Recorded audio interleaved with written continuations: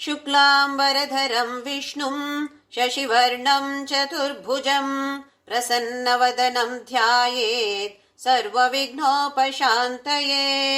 गुरुर्ब्रह्मा गुरुर्विष्णु गुरुर्देवो महेश्वरः गुरुसाक्षात् परब्रह्म तस्मै श्रीगुरवे नमः। सरस्वती नमस्तुभ्यं वरदे कामरूपिणी विद्यारंभं करिष्यामि ಸಿದ್ಧೇರ್ಭವತು ಮೇ ಸದಾ. ಹರಿ ಓಂ. ಎಲ್ಲರಿಗೂ ಶುಭೋದಯ. ಅತೀ ಪವಿತ್ರವಾದ ಅತೀ ಸುಂದರವಾದ ನಮ್ಮ ಒಳಗೆ ಇರುವಂತಹ ಈ ದೇವಾಲಯಕ್ಕೆ ಎಲ್ಲರಿಗೂ ಪ್ರೀತಿಯ ಆತ್ಮೀಯ ಸ್ವಾಗತ. ನನ್ನ ಗುರುವಾಗಿರುವ ಕೇರಳದ ಕಾಂಜಂಗಾಡಿನ ಆನಂದಾಶ್ರಮದ ಪಪ್ಪಾ ಸ್ವಾಮಿ ರಾಮದಾಸ್ ಮತ್ತು ನನ್ನ ತಾಯಿ ತಂದೆಯರ ಚರಣಾರವಿಂದಗಳಲ್ಲಿ ಅನಂತ ಪ್ರಣಾಮಗಳು. ಭಗವತ್ಪಾದ ಆದಿಶಂಕರಾಚಾರ್ಯರು ರಚಿಸಿರುವಂತಹ ಸೌಂದರ್ಯ ಲಹರಿಯನ್ನು ಅರ್ಥ ಮಾಡಿಕೊಳ್ಳುವ ಪ್ರಯತ್ನ ಮಾಡ್ತಾ ಇದ್ದೇವೆ. ಮೊದಲನೆಯ 41 ಶ್ಲೋಕಗಳಿಗೆ ಆನಂದ ಲಹರಿ ಅಂತ ಹೆಸರು. 42ರಿಂದ 100ನೇ ಶ್ಲೋಕದವರೆಗೆ ಸೌಂದರ್ಯ ಲಹರಿ ಅಂತ ಹೆಸರು. ಈ ಮೊದಲ 41 ಶ್ಲೋಕಗಳಲ್ಲಿ ವಿವಿಧ ವಿಚಾರಗಳನ್ನು ನಮಗೆ ತಿಳಿಸಿಕೊಟ್ಟಿದ್ದಾರೆ ಆದಿಶಂಕರಾಚಾರ್ಯರು. ಇದು ತಿಳಿಯೋದ್ರಿಂದ ಏನಾಗುತ್ತೆ, ಇಂತಹ ವಿಚಾರಗಳು ಇದೆ ಅಂತ ತಿಳಿದುಕೊಂಡಾಗ ನಮ್ಮಲ್ಲಿ ಆನಂದ ಉಕ್ಕಿ ಹರಿಯತ್ತೆ. ಹಾಗಾಗಿ ಇದಕ್ಕೆ ಆನಂದ ಲಹರಿ ಅಂತ ಹೆಸರು. ಆಮೇಲೆ ಏನಾಗುತ್ತೆ, 42ನೇ ಶ್ಲೋಕದಿಂದ ಭಗವತ್ಪಾದರು ಜಗನ್ಮಾತೆಯನ್ನ ತನ್ನಲ್ಲಿಯೇ ತನ್ನ ದೇಹದಲ್ಲಿಯೇ ಕಾಣ್ತಾರೆ. ಇದು ನೆನ್ಪಿಟ್ಕೊಳ್ಬೇಕು. ಸಮಯಾಚಾರ, ಇದು ಸಮಯ ತಂತ್ರದ ಪ್ರಕಾರ ದೇವರನ್ನ ನಮ್ಮಲ್ಲಿಯೇ ಕಂಡುಕೊಳ್ಳುವಂಥದ್ದು, ಹೊರಗಡೆ ಇರುವಂಥದ್ದಲ್ಲ. ಇದರಲ್ಲಿ ನಮ್ಮಲ್ಲಿಯೇ ಕಂಡುಕೊಳ್ಳುವಂಥದ್ದಕ್ಕೆ ಹೆಸರು ಸಮಯಾಚಾರ. ಅದಕ್ಕೆ ನೋಡಿ, ಸಮಯಾಚಾರ ತತ್ಪರ, ಇನ್ನೊಂದು ಕೌಲ ಮಾರ್ಗ ತತ್ಪರ ಸೇವಿತ ಅಂತ ಬರುತ್ತೆ ಲಲಿತಾ ಸಹಸ್ರನಾಮದಲ್ಲಿ. ಹೊರಗಡೆ ಕಾಣುವಂಥದ್ದು, ಹೊರಗಡೆಯೂ ಇದ್ದಾಳೆ ಒಳಗಡೆಯೂ ಇದ್ದಾಳೆ ಅವಳು. ಹೊರಗಡೆ ಕಾಣುವಂಥದ್ದು ಕೌಲ ಮಾರ್ಗ, ನಮ್ಮಲ್ಲಿಯೇ ನಾವು ಕಂಡುಕೊಳ್ಳುವಂಥದ್ದು ಇದು ಸಮಯಾಚಾರ. ಇದರಲ್ಲಿಯೂ 36ರಿಂದ 41ನೇ ಶ್ಲೋಕದವರೆಗೆ ನಮ್ಮಲ್ಲಿರುವಂತಹ ಚಕ್ರಗಳ ಬಗ್ಗೆ, ಷಟ್ ಚಕ್ರಗಳು. ಚಕ್ರ ಅಂತ ಹೇಳಿದ್ರೆ ಅದೊಂದು ಅಂಗ ಅಲ್ಲ, ನಮ್ಮ ಕೈಯೋ ಕಣ್ಣೋ ಕಾಲು ಇರುವಂತಹ ಒಂದು ಅಂಗ ಅಲ್ಲ, ಹೃದಯ ಇರುವಂತಹ ಅಂಗ ಅಲ್ಲ, ಆದರೆ ಒಂದು ಎನರ್ಜಿ ಸೆಂಟರ್ ಅದು. ಇದರಲ್ಲಿ 6 ಚಕ್ರಗಳ ಬಗ್ಗೆ ವಿವರಣೆಯನ್ನ ಕೊಡ್ತಿದ್ದಾರೆ. ಹಾಗಾದ್ರೆ ನಮ್ಮಲ್ಲಿ 6 ಚಕ್ರಗಳಿರೋದಾ? ಅಲ್ಲ, ಮುಖ್ಯವಾಗಿ 7 ಚಕ್ರಗಳಿವೆ. ಇನ್ನು ಹಲವಾರು ಚಕ್ರಗಳಿವೆ. ನಮ್ಮ ತಲೆಯ ಮೇಲ್ಗಡೆ ಇರುವಂಥದ್ದು ಸಹಸ್ರಾರ ಚಕ್ರ. ಇದರ ಮೇಲೆ ಹಲವಾರು ಚಕ್ರಗಳಿವೆ. ಮೂಲಾಧಾರ ಬೇಸ್ ಚಕ್ರ, ಅದರ ಕೆಳಗಡೆ ಇನ್ನು ಹಲವಾರು ಚಕ್ರಗಳಿವೆ. ನಾವು ನೋಡಿ ಆರಾ ಅಂತ ಹೇಳ್ತೀವಿ.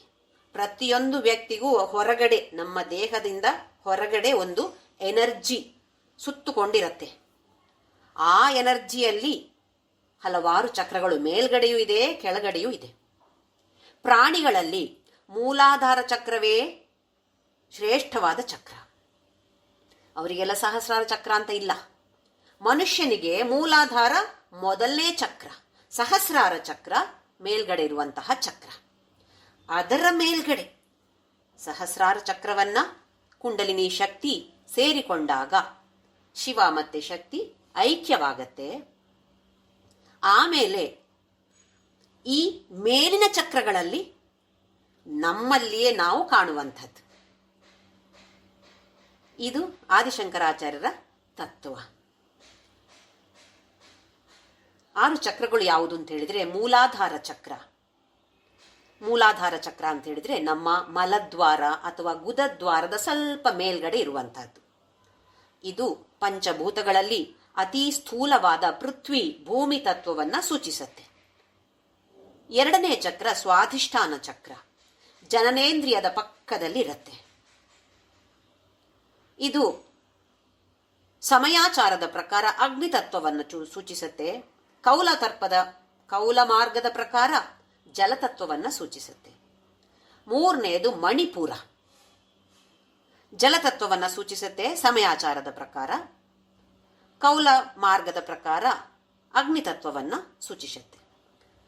ಇದು ಮೂರು ಕೆಳಗಡೆ ಇರುವಂತಹ ನಮ್ಮ ನಾಭಿಯಲ್ಲಿರುವಂಥದ್ದು ಮಣಿಪುರ ಚಕ್ರ, ಜನನೇಂದ್ರಿಯದ ಪಕ್ಕದಲ್ಲಿರುವಂಥದ್ದು ಸ್ವಾದಿಷ್ಠಾನ ಚಕ್ರ, ಮಲದ್ವಾರದ ಮೇಲೆ ಇರುವಂಥದ್ದು ಮೂಲಾಧಾರ ಚಕ್ರ.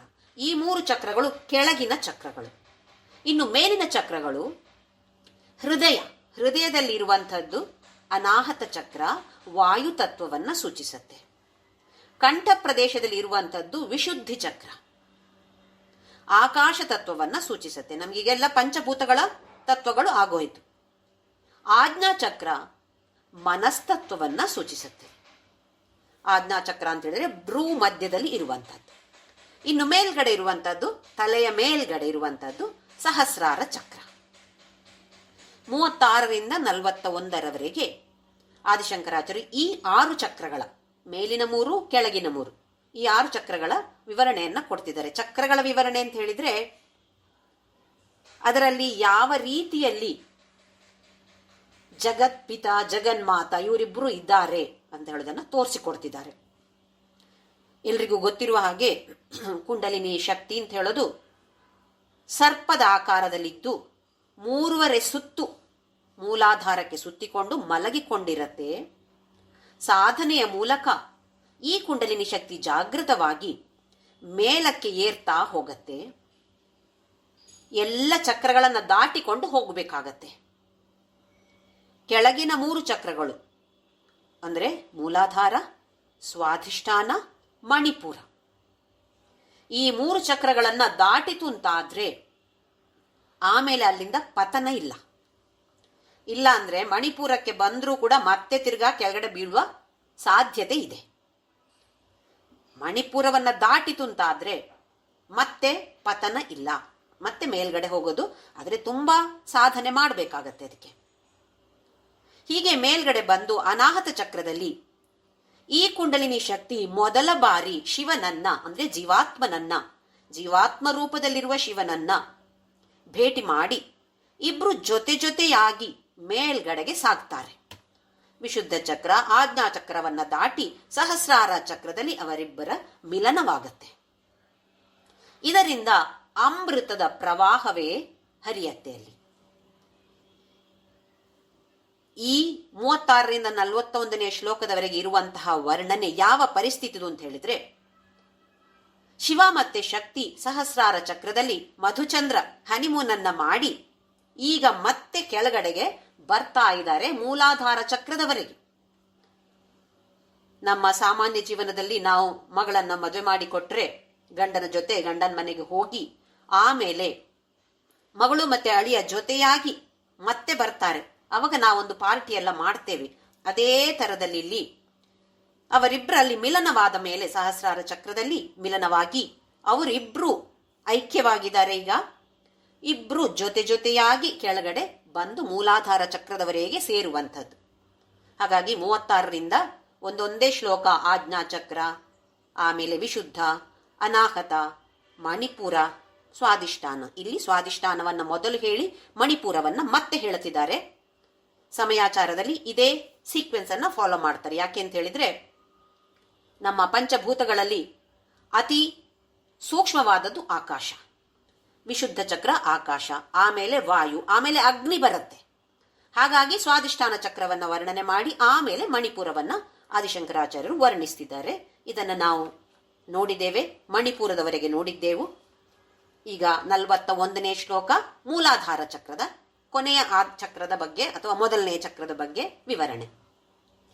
ತವಾಧಾರೆ ಮೂಲೆ ಸಹ ಸಮಯಯಾ ಲಾಸ್ಯ ಪರಯ ನವಾತ್ಮಾನಂ ಮನ್ಯೇ ನವರಸ ಮಹಾತಾಂಡವ ನಟಂ ಉಭಾಭ್ಯಾಂ ಏತಾಭ್ಯಾಂ ಉದಯ ವಿಧಿ ಮುದ್ದಿಶ್ಯ ದಯಯ ಸನಾಥಾಭ್ಯಾಂ ಜಜ್ಞೆ ಜನಕ ಜನನಿ ಮತ್ ಜಗದಿದಂ.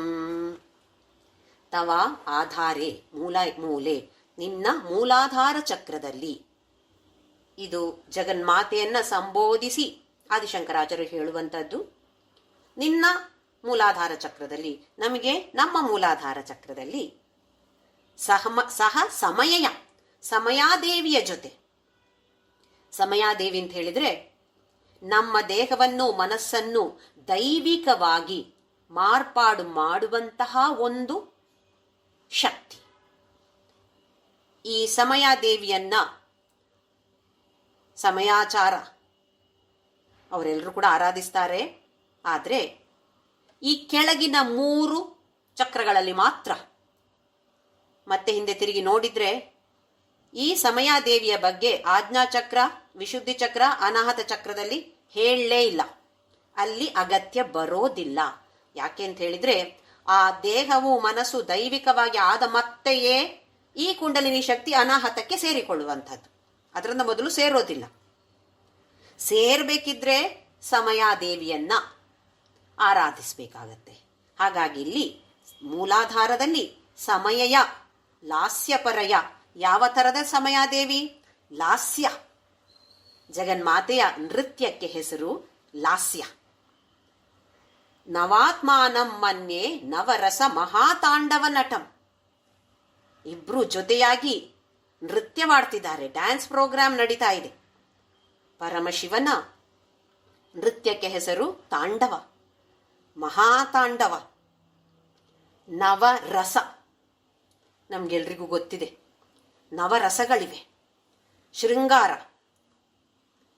ಶೃಂಗಾರದ ಬಗ್ಗೆ ನಮಗೆ ಗೊತ್ತಿದೆ. ಆಮೇಲೆ ಬೀಭತ್ಸ, ಒಂಥರದ ಅಸಹ್ಯವಾಗಿರುವಂತಹ ಒಂದು ರಸ, ಅಥವಾ ನಮ್ಮ ಮುಖದಲ್ಲಿ ನಾವು ತೋರಿಸುವಂತಹ ಒಂದು ಎಕ್ಸ್ಪ್ರೆಷನ್, ಭಾವನೆ, ತೋರಿಸಲ್ಪಡುವಂತಹದ್ದು, ವ್ಯಕ್ತಪಡಿಸುವಂತಹ ಭಾವನೆಗಳು. ನಮಗೆ ಭಾವನೆಗಳು ಇರ್ಬೋದು, ಅದನ್ನು ವ್ಯಕ್ತಪಡಿಸದೇ ಇರ್ಬೋದು. ಇದು ವ್ಯಕ್ತಪಡಿಸುವಂತಹ ಭಾವನೆಗೆ ಎಕ್ಸ್ಪ್ರೆಷನ್ ಅದು. 3ನೇದು ರೌದ್ರ, ಕೋಪ ತೋರಿಸುವಂಥದ್ದು. ಅದ್ಭುತ, ಹೌದಾ ಹೀಗೂ ಇದೆಯಾ ಅಂತ ಹೇಳುವ ಅದ್ಭುತ. ಭಯಾನಕ, ಭಯ ಆಗುವಂಥದ್ದು. ಆಮೇಲೆ ವೀರ, ಶೂರತ್ವ, ವೀರತ್ವವನ್ನು ತೋರಿಸುವಂಥದ್ದು. ಹಾಸ್ಯ, ತಮಾಷೆ. ಕರುಣ. ಆಮೇಲೆ ಕೊನೆಯದಾಗಿ ಶಾಂತ. ಇದು ನವರಸಗಳು. ನಮ್ಮ ಯಾವುದೇ ಸಾಹಿತ್ಯದಲ್ಲಿ ನೋಡಿದ್ರೂ, ಅಥವಾ ಕವಿತೆಗಳಲ್ಲಿಯೂ, ನೃತ್ಯದಲ್ಲಿಯೂ, ಸಂಗೀತದಲ್ಲಿಯೂ ನೋಡಿದ್ರೂ ಕೂಡ ನವರಸಗಳು ತುಂಬಿ ಹರಿಯತ್ತೆ. ಈಗ ಒಂದು ಭಜನೆ ಹಾಡಬೇಕಿದ್ರೆ ಸುಮ್ಮನೆ ಯಾವ ಭಾವನೆ ಇಲ್ಲದೆ ಹಾಡಿದ್ರೆ ಅದಕ್ಕೇನು ಒಂದು ಪರಿಣಾಮ ಏನು ಇರೋದಿಲ್ಲ. ಅದೇ ಭಾವಯುಕ್ತವಾಗಿ ಹಾಡಿದ್ರೆ ಕೇಳುವವರ ಮನಸ್ಸಿಗೂ ಹೇಳುವವರ ಮನಸ್ಸಿಗೂ ತುಂಬಾ ಪರಿಣಾಮವನ್ನ ಬೀರತ್ತೆ ಅಲ್ವೇ? ಆ ರಸವನ್ನ ಸೂಚಿಸುವಂತೆ ಇರಬೇಕು. ಹಾಗೆ ಇಲ್ಲಿ ಪರಮಶಿವನ ನೃತ್ಯ ಹೇಗೆ ಅಂತ ಹೇಳಿದ್ರೆ ನವರಸವನ್ನ ಸೂಚಿಸುವಂಥದ್ದು. ಹಾಗಾಗಿ ಅವನಿಗೆ ನವಾತ್ಮಾನ ಅಂತ ಹೆಸರಿಲ್ಲಿ. ಮೂಲಾಧಾರದಲ್ಲಿ ಸಮಯ ಅಂತ ಹೇಳುವ ಶಕ್ತಿ. ಈ ಜಗನ್ಮಾತೆ ನೃತ್ಯ ಮಾಡ್ತಿದ್ದಾಳೆ ಲಾಸ್ಯ. ಅದೇ ಪರಮಶಿವ ನವಾತ್ಮಾನ ಅಂತ ಹೇಳುವ ರೂಪದಲ್ಲಿ ನವರಸ ಮಹಾತಾಂಡವನ್ನ ಆಡುತ್ತಾ ಇಬ್ರು ಕೂಡ ಮೂಲಾಧಾರ ಚಕ್ರದಲ್ಲಿದ್ದಾರೆ. ಒಂದು ರಂಗಸ್ಥಳ ಬೇಕಲ್ವಾ ಡ್ಯಾನ್ಸ್ ಮಾಡಬೇಕಿದ್ರೆ? ಸ್ಟೇಜ್ ಬೇಕಲ್ವಾ? ಸ್ಟೇಜ್ ಯಾವುದು? ನಮ್ಮ ಮಲದ್ವಾರದ ಮೇಲೆ ಇರುವಂತಹ ಮೂಲಾಧಾರ ಚಕ್ರ. ಈ ಚಕ್ರದಲ್ಲಿ ಇವರಿಬ್ರು ಕೂಡ ಪಾರ್ಟಿ ಮಾಡ್ತಿದ್ದಾರೆ. ಈಗ ತಾಯಿ ಮನೆಗೆ ವಾಪಸ್ ಬಂದಾಯ್ತು. ನಮ್ಮ ಮನೆಗೆ ವಾಪಸ್ ಬಂದು ಮತ್ತೆ ಪಾರ್ಟಿ ಮಾಡ್ತಾ ಇದ್ದಾರೆ. ಚೆನ್ನಾಗಿ ಡ್ಯಾನ್ಸ್ ಮಾಡ್ತಾ ಇದ್ದಾರೆ ಇಬ್ರು ಕೂಡ. ಆಮೇಲೆ ಉಭಾಭ್ಯಾಂ ಏತಾಭ್ಯಾಂ ಉದಯ ವಿಧಿಂ ಉದ್ದೇಶ್ಯ ದಯಯ. ಈಗ ಏನಾಗತ್ತೆ ಅಂತ ಹೇಳಿದ್ರೆ ಆದಿಶಂಕರಾಚಾರ್ಯರು ತಮ್ಮ ಪ್ರತಿಯೊಂದು ಅಂಗಗಳಲ್ಲಿಯೂ ಕೂಡ ಅವಳನ್ನ ಕಾಣ್ತಿದ್ದಾರೆ. ಪ್ರತಿ ಚಕ್ರದಲ್ಲಿಯೂ ಶಿವ ಮತ್ತೆ ಶಕ್ತಿಯ ಐಕ್ಯವನ್ನ ಕಾಣ್ತಾ ಇದ್ದಾರೆ.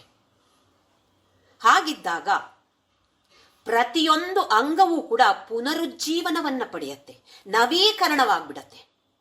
ರಿಜುವಿನೇಷನ್ ಅಂತ ಹೇಳ್ತೀವಿ ನಾವು. ಆದಿಶಂಕರಾಚಾರ್ಯರಿಗೆ ಹಲವಾರು ವೈರಿಗಳಿದ್ರು. ಅವರಿಗೆ ವೈರಿಗಳಲ್ಲ, ಅವರು ಹೇಳುವ ತತ್ವವನ್ನು ಪ್ರತಿಪಾದಿಸುವಂತಹ ತತ್ವವನ್ನ ಅಲ್ಲಗಳೆಯುವಂತಹ ವ್ಯಕ್ತಿಗಳು ಇದ್ರು. ಅದರಲ್ಲಿಯೂ ಲೋಕೋ ಭಿನ್ನ ರುಚಿ ಅಂತ ಹೇಳ್ತೀವಿ.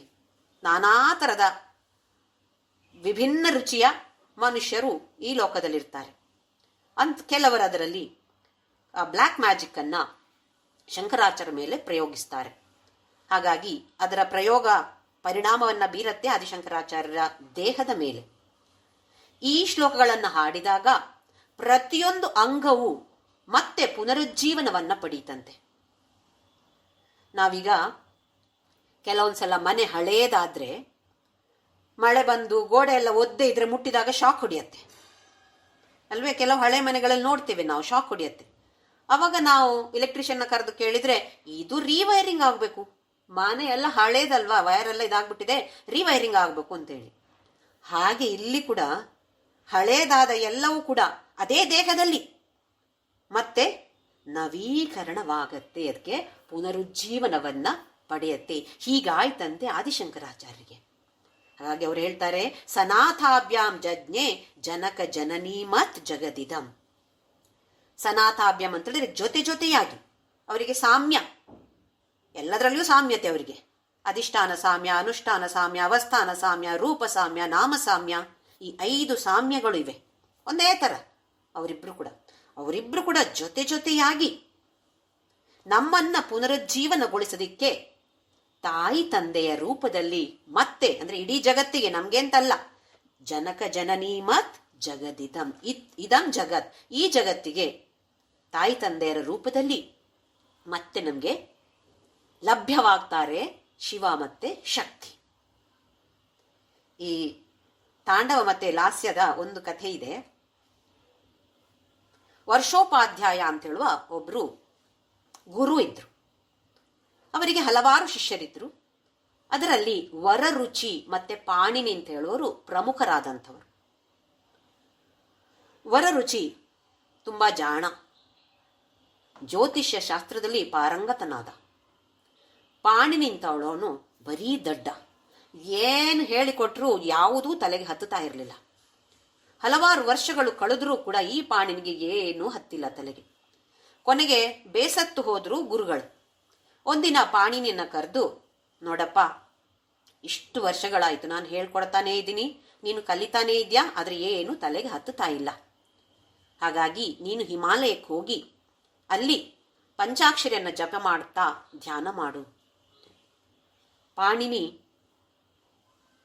ಜಾಣ ಇಲ್ಲದೆ ಇರ್ಬೋದು, ದಡ್ಡನೇ ಇರ್ಬೋದು, ಆದ್ರೆ ಗುರುವಾಕ್ಯವನ್ನು ಚಾಚೂ ತಪ್ಪದೆ ನಡೆಸುವಂತಹ ಶಿಷ್ಯ. ಅಲ್ಲಿಂದ ಎದ್ದು ಹೊರಟೇ ಬಿಟ್ಟ ಹಿಮಾಲಯಕ್ಕೆ. ಹಿಮಾಲಯಕ್ಕೆ ಹೋಗಿ ಅಲ್ಲಿ ಕಣ್ಣು ಮುಚ್ಚಿ ಕೂತ್ಕೊಂಡು ಪಂಚಾಕ್ಷರ ಜಪ ಮಾಡ್ತಾ ಧ್ಯಾನವನ್ನ ಶುರು ಮಾಡ್ದ. ಧ್ಯಾನ ಮಾಡ್ತಾ ಮಾಡ್ತಾ ಮಾಡ್ತಾ ಅವನಿಗೆ ನಾದ ಕೇಳೋದು ಶುರುವಾಯಿತು. ಆ ನಾದ ಎಲ್ಲಿಂದ ಧ್ಯಾನದಲ್ಲಿ ಕೇಳಿದ್ದು ನಾದ ಬರುವ ಕಡೆಗೆ ಓಡೇ ಬಿಟ್ಟ. ಹೋಗಿ ತಲುಪಿದ್ದು ಕೈಲಾಸ. ಅಲ್ಲಿ ನೋಡ್ತಿದ್ದಾನೆ ಶಿವ ಮತ್ತೆ ಪಾರ್ವತಿಯವರ ಮಹಾತಾಂಡವ ಮತ್ತೆ ಲಾಸ್ಯದ ಕಾರ್ಯಕ್ರಮ ನಡೀತಾ ಇದೆ. ಸನಕ ಸನಂದನ ಸನತ್ ಕುಮಾರ ಅವರು 4 ಜನರು, ಆಮೇಲೆ ಹಲವಾರು ಋಷಿ ಮುನಿಗಳು ಎಲ್ಲರೂ ಅದನ್ನ ವೀಕ್ಷಿಸ್ತಾ ಇದ್ದಾರೆ. ಎಲ್ಲರಿಗೂ ಸಿಗೋದಿಲ್ಲ, ಯಾಕೆಂದ್ರೆ ಸಶರೀರವಾಗಿ ಕೈಲಾಸಕ್ಕೆ ಹೋಗಬೇಕು ಅಂತ ಹೇಳಿದ್ರೆ ಅದು ಎಲ್ಲರಿಗೂ ಸಿದ್ಧಿಸುವಂಥದ್ದು ಅಲ್ಲ. ಕೆಲವರಿಗೆ ಪತಂಜಲಿ, ಯೋಗಶಾಸ್ತ್ರವನ್ನ ರಚಿಸಿರುವಂತಹ ಪತಂಜಲಿ ಇಂಥವರೆಲ್ಲ ಇದ್ರು. ನಂದಿಯು ನಿಂತುಕೊಂಡು ತನಗೆ ತಿಳಿದ ರೀತಿಯಲ್ಲಿ ನೃತ್ಯವನ್ನ ಮಾಡ್ತಾ ಇದ್ದಂತೆ. ಪಾಣಿನಿ ಅದನ್ನ ನೋಡಿ, ಇದೇನಿದು ಅಂತ ಹೇಳಿ ಭಾರಿ ಆಶ್ಚರ್ಯದಿಂದ ಹಾಗೂ ಸಂತೋಷದಿಂದ ಅದನ್ನು ನೋಡ್ತಾ ಇದ್ದಾನೆ. ಆಯ್ತು, ಅವರ ಕಾರ್ಯಕ್ರಮ ಮುಗೀತು. ಕೊನೆಯಲ್ಲಿ ಡಮರುವನ್ನ 14 ಸಾರಿ ಮೊಳಗಿಸ್ತಾನೆ ಶಿವ. ಅದರಿಂದಾಗಿ, ಈ ನಾದದಿಂದಾಗಿ ಪಾಣಿನಿಗೆ ವ್ಯಾಕರಣ ಶಾಸ್ತ್ರ ತನ್ನಿಂತಾನಾಗಿಯೇ ಹೊರಹೊಮ್ಮಿತು. ಹಾಗೆ ಅವನು ಮೊದಲನೆಯ ಒಂದು ಗೆರೆ ವಾಕ್ಯವನ್ನ ಅವನು ಹೇಳ್ತಾನೆ ಪಾಣಿನಿಯಲ್ಲಿ. ಅಷ್ಟೊತ್ತಿಗೆ ಅವ್ರು ನೋಡ್ತಾರೆ, ಇದ್ಯಾರು ಮಾತಾಡೋರು ಬಂದಿದ್ದಾರೆ ಇಲ್ಲಿ ಮನುಷ್ಯ ಅಂತೇಳಿ ನೋಡಿದಾಗ ಕಾಣಿಸುತ್ತೆ. ಅವಾಗ ಪಾಣಿನಿ ನಮಸ್ಕಾರ ಮಾಡಿ ಹೇಳ್ತಾನೆ, ನಿಮ್ಮ ಈ ನೃತ್ಯದ ವೀಕ್ಷಣೆಯಿಂದ ಏನೂ ಗೊತ್ತಿಲ್ಲದ ನನ್ನಲ್ಲಿ ಈ ವ್ಯಾಕರಣ ಶಾಸ್ತ್ರ ತನ್ನಿಂತಾನಾಗಿಯೇ ಹೊರಹೊಮ್ಮಿತು ಅಂತ ಹೇಳಿದಾಗ ಶಿವ ಹೇಳುತ್ತಾನೆ, ಹಾಗಾದ್ರೆ ಪ್ರಪಂಚದಲ್ಲಿ ಎಲ್ಲ ಪಾಣಿನಿಯ ವ್ಯಾಕರಣವೇ ಪ್ರಸಿದ್ಧಿಯನ್ನ ಪಡೆಯಲಿ. ಹಾಗಾಗಿ ಇವತ್ತಿಗೂ ಕೂಡ ಪಾಣಿನಿಯ ವ್ಯಾಕರಣ ಪ್ರಸಿದ್ಧಿಯನ್ನ ಪಡೆದಿದೆ. ಆ ವ್ಯಾಕರಣವನ್ನೇ ಎಲ್ಲರೂ ಫಾಲೋ ಮಾಡುವಂಥದ್ದು. ಹೇಗಿದ್ದ ಪಾಣಿನಿ ಹೇಗೆ ಆದ, ಅದು ಅವರಿಬ್ಬರ ಅನುಗ್ರಹವೇ ಇರಬಹುದು. ಆದರೆ ಈ ಲಾಸ್ಯ ಮತ್ತೆ ತಾಂಡವದ ವೀಕ್ಷಣೆಯಿಂದ ಅವನಲ್ಲಿ ಹೊರಹೊಮ್ಮಿರುವಂತಹ ವ್ಯಾಕರಣ ಶಾಸ್ತ್ರ. ಮುಂದಿನ ಶ್ಲೋಕ ನೋಡೋಣ. 42ನೇ ಶ್ಲೋಕ. ಈ ಶ್ಲೋಕದಿಂದ ಮೊದಲಾಗಿ ಆದಿಶಂಕರಾಚಾರ್ಯರು ತನ್ನ ದೇಹದ ಒಳಗೆ ಈ ಜಗನ್ಮಾತೆಯನ್ನ ಕಾಣ್ತಾರೆ. ಆ ಜಗನ್ಮೋಹಿನಿಯಾಗಿರುವ ತ್ರಿಪುರ ಸುಂದರಿಯ ಸೌಂದರ್ಯದ ವೀಕ್ಷಣೆಯನ್ನ ಆದಿಶಂಕರಾಚಾರ್ಯರು ಮಾಡ್ತಾರೆ. ಪ್ರತಿಯೊಂದು ಅಂಗದ ವಿವರಣೆಯೂ ಇದೆ. ಕೆಲವೊಂದು ಅಂಗಗಳ ವಿವರಣೆಯನ್ನ ತಿಳಿದುಕೊಂಡಾಗ, ಸುಮ್ಮನೆ ಓದಿದಾಗ, ಅಯ್ಯೋ ಇದೇನು ಆದಿಶಂಕರಾಚಾರ್ಯ ಈ ತರ ಬರೆದಿದ್ದಾರೆ, ಒಂದು ಸ್ತ್ರೀಯ ದೇಹದ ಅಂಗಗಳನ್ನ ಈ ತರ ವಿವರಿಸಿದಾರಲ್ವಾ ಅಂತ ಹೇಳುವ ಅಸಹ್ಯ ಭಾವನೆ ಮೂಡುವ ಸಾಧ್ಯತೆ ಇದೆ. ಆದರೆ ಅದನ್ನು ಆಳವಾಗಿ ಅಭ್ಯಾಸ ಮಾಡಿದಾಗ, ಗಮನಿಸಿದಾಗ ಅದರಲ್ಲಿ ಅಸಹ್ಯ ಪಟ್ಟುಕೊಳ್ಳುವಂತಹ ಯಾವ ವಿಚಾರಗಳು ಇಲ್ಲ ಅಂತ ನಮಗೆ ತಿಳಿಯತ್ತೆ. ಕಿರೀಟದಿಂದ ಹಿಡಿದು ಪಾದದವರೆಗೆ ಎಲ್ಲ ಅಂಗಗಳ ವರ್ಣನೆಯನ್ನ ಅದ್ಭುತವಾಗಿ ಕಾಣ್ತಾರೆ, ಅದನ್ನ ಮಾಡ್ತಾರೆ. ತಾನು ಏನನ್ನ ನೋಡ್ತಾ ಇದ್ದೇನೋ ಅದನ್ನೇ ಹೇಳಿರುವಂಥದ್ದು ಆದಿಶಂಕರಾಚಾರ್ಯರು. ನಮಗೆ ತಿಳಿದ ಹಾಗೆ ಮೊದಲನೆಯ ಕ್ಲಾಸಿನಲ್ಲಿ ಒಂದು ಕಥೆಯನ್ನು ಹೇಳಿದ್ದೆ. ಹೇಗೆ ಆದಿಶಂಕರಾಚಾರ್ಯರು ಕೈಲಾಸಕ್ಕೆ ಸಶರೀರವಾಗಿ ಹೋಗಿ ಪ್ರಾರ್ಥನೆಯನ್ನ ಮಾಡ್ತಾರೆ, ಜಗನ್ಮಾತೆಯ ಅಂಗಗಳ ವಿವರಣೆಯನ್ನ ಮಾಡಬೇಕು ಅಂತ ಆಸೆ ಇದೆ ಅಂತ ಹೇಳಿ. ಆಮೇಲೆ ಬರೆದದ್ದನ್ನು ತೆಗೆದುಕೊಂಡು ಬರುವಾಗ ನಂದಿ, ಓಹೋ ನನಗೆ ನಮಸ್ಕಾರ ಮಾಡಿಲ್ಲ, ನನ್ನ ಪರ್ಮಿಷನ್ ತಗೊಂಡಿಲ್ಲ ಅಂತ ಹೇಳುವ ಸಿಟ್ಟಿನಿಂದ ಢೀ ಕೊಡ್ತಾನೆ. ಬರೆದ ತಾಳಪತ್ರೆಗಳು ಎಲ್ಲವೂ ಛಲ್ಲಾಪಿಲ್ಲಿಯಾಗಿ ಹಾರಿ ಹೋಗುತ್ತೆ. ಸಿಕ್ಕಿದ್ದು ಮಾತ್ರ ಕೆಲವು, ಅದು ಮೊದಲನೆಯ 41 ಶ್ಲೋಕಗಳು ಮಾತ್ರ, ಆನಂದ ಲಹರಿ ಮಾತ್ರ. ಉಳಿದದ್ದೆಲ್ಲ ಸಿಕ್ಕೇ ಇಲ್ಲ. ಆಮೇಲೆ ಶಿವ ಮತ್ತೆ ಪಾರ್ವತಿ ಆಶೀರ್ವಾದ ಮಾಡ್ತಾರೆ, ಇಲ್ಲ ನಿನಗೆ ಧ್ಯಾನದಲ್ಲಿ ಮತ್ತೆ ಎಲ್ಲ ಕಾಣ್ತೀಯ ನೀನು ಅಂತೇಳಿ. ಹಾಗೆ ಇದೆಲ್ಲವೂ ಕೂಡ ಆದಿಶಂಕರಾಚಾರ್ಯ ಸಮಾಧಿ ಸ್ಥಿತಿಯಲ್ಲಿ ಕಂಡು ವರ್ಣನೆ ಮಾಡಿರುವಂಥದ್ದು. ಆ ಸ್ಥಿತಿಗೆ ಏರಿದಾಗ ಯಾವುದರ ಬಗ್ಗೆ ನಾವು ಧ್ಯಾನ ಮಾಡ್ತೇವೋ, ಧ್ಯಾನ ಮಾಡುವ ವ್ಯಕ್ತಿ ಯಾರೋ, ಧ್ಯಾನ ಮಾಡುವ ಆ ಕಾರ್ಯ, ಇದು ಮೂರು ಕೂಡ ಒಂದಾಗಿ ಬಿಡತ್ತಂತೆ.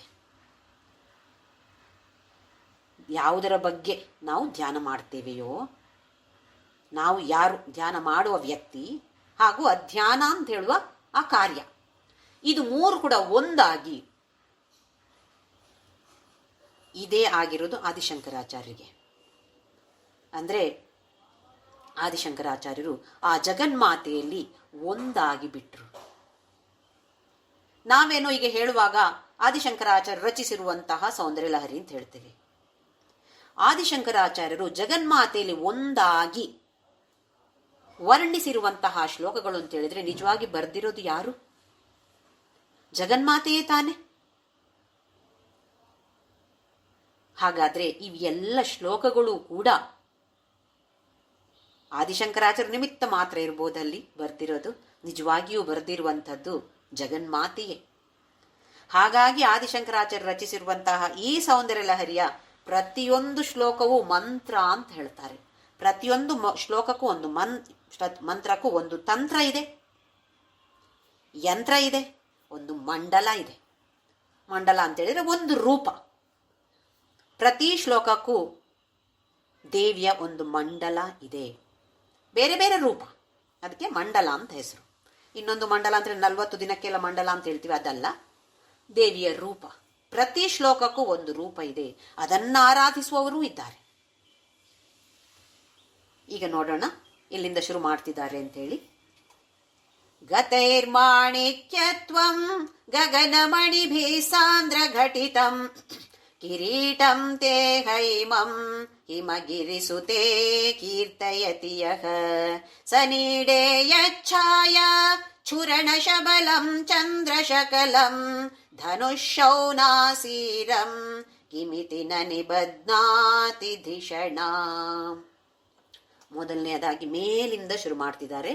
ಕಿರೀಟ, ಅವಳು ಧರಿಸಿರುವಂತಹ ಕಿರೀಟ ಹೇಗಿದೆ ಅಂತ ಹೇಳಿದ್ರೆ, ಗತೈರ್ ಮಾಣಿಕ್ಯತ್ವಂ ಗಗನ ಮಣಿಬಿಹಿ. ಗಗನಮಣಿ ಅಂತ ಹೇಳಿದ್ರೆ ನಕ್ಷತ್ರಗಳು, ಗಗನದಲ್ಲಿ ಕಾಣುವಂತಹ ಮಣಿಗಳು, ರಾತ್ರಿ ನಕ್ಷತ್ರಗಳು. ಹೇಗಿದೆ ಅದು? ಮಾಣಿಕ್ಯತ್ವವನ್ನ ಪಡೆದುಕೊಂಡಿದೆ ಅಂತೆ.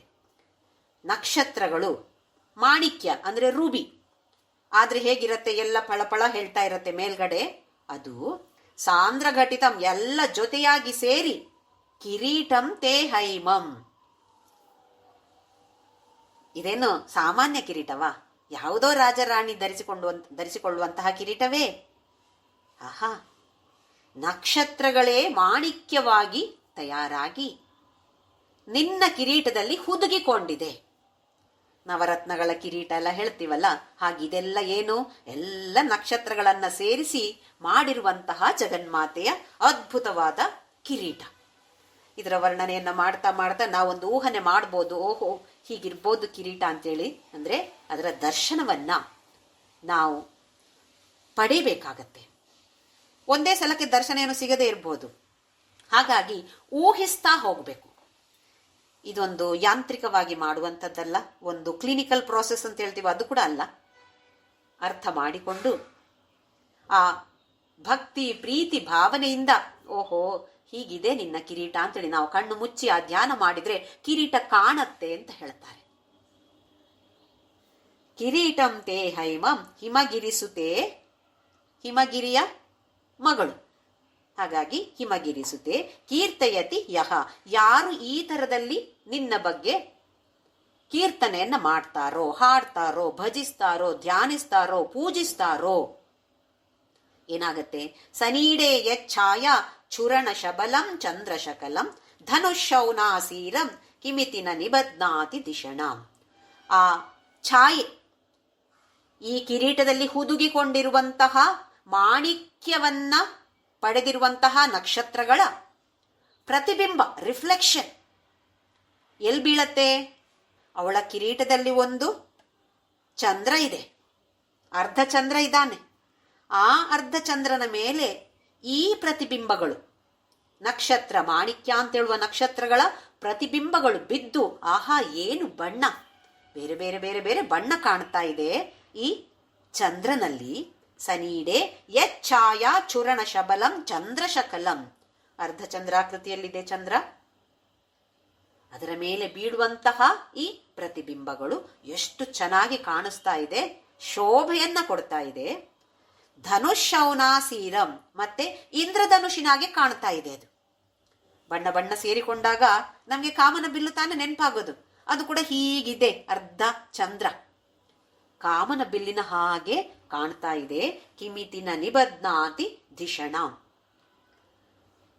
ಆ ತರದ ಒಂದು ಭಾವನೆಯನ್ನ ಪಡಿತಾನೆ. ಯಾರು ಯಾರು ಈ ತರದಲ್ಲಿ ನಿನ್ನ ಕಿರೀಟದ ಬಗ್ಗೆ ಯೋಚನೆಯನ್ನ ಮಾಡ್ತಾರೋ, ನಕ್ಷತ್ರವೇ ಇರುವಂತದ್ದು ನಿನ್ನ ಕಿರೀಟದಲ್ಲಿ ಹುದುಗಿಕೊಂಡಿರುವಂತದ್ದು ನಕ್ಷತ್ರಗಳೇ. ಆ ನಕ್ಷತ್ರಗಳ, ಮಾಣಿಕ್ಯದಂತಿರುವ ನಕ್ಷತ್ರಗಳ ಪ್ರತಿಬಿಂಬವು ಅರ್ಧ ಚಂದ್ರನಲ್ಲಿ ಬಿದ್ದು, ಈ ಅರ್ಧ ಚಂದ್ರ ಕಾಣುವಾಗ ಆಹಾ ಕಾಮನ ಬಿಲ್ಲೇನಿದು, ಯಾಕೆಂದ್ರೆ ಆ ತರದ ಶೋಭೆಯನ್ನ ಕೊಡ್ತಾ ಇದೆ. ಈ ತರದ ಊಹನೆಯನ್ನ ಮಾಡಬೇಕು ಅಂತಾದ್ರೆ ಅದೇನು ಸುಲಭವಾ? ಹಾಗಾದ್ರೆ ಆದಿಶಂಕರಾಚಾರ್ಯರು ಖಂಡಿತವಾಗಿಯೂ ಊಹಿಸಿದ್ದು ಅಲ್ಲ, ತಾವಾಗಿಯೇ ವೀಕ್ಷಿಸ್ತಾ ಇದ್ದಾರೆ. ಎಲ್ಲೋ ಹೊರಗಡೆ ಅಲ್ಲ, ತನ್ನ ದೇಹದಲ್ಲಿಯೇ. ಇದಕ್ಕೆ ನೆನ್ಪಿಟ್ಕೊಳ್ಬೇಕು, ಸಮಯಾಚಾರ. ತನ್ನ ದೇಹದಲ್ಲಿಯೇ ಆ ಜಗನ್ಮಾತೆಯನ್ನ ವೀಕ್ಷಿಸುವಂಥದ್ದು.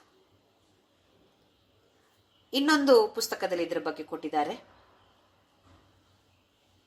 ಈ ನಕ್ಷತ್ರಗಳು ಅಂತಲ್ಲ, 12 ಆದಿತ್ಯರಿದಾರಂತೆ ಜಗನ್ಮಾತೆಯ ಕಿರೀಟದಲ್ಲಿ.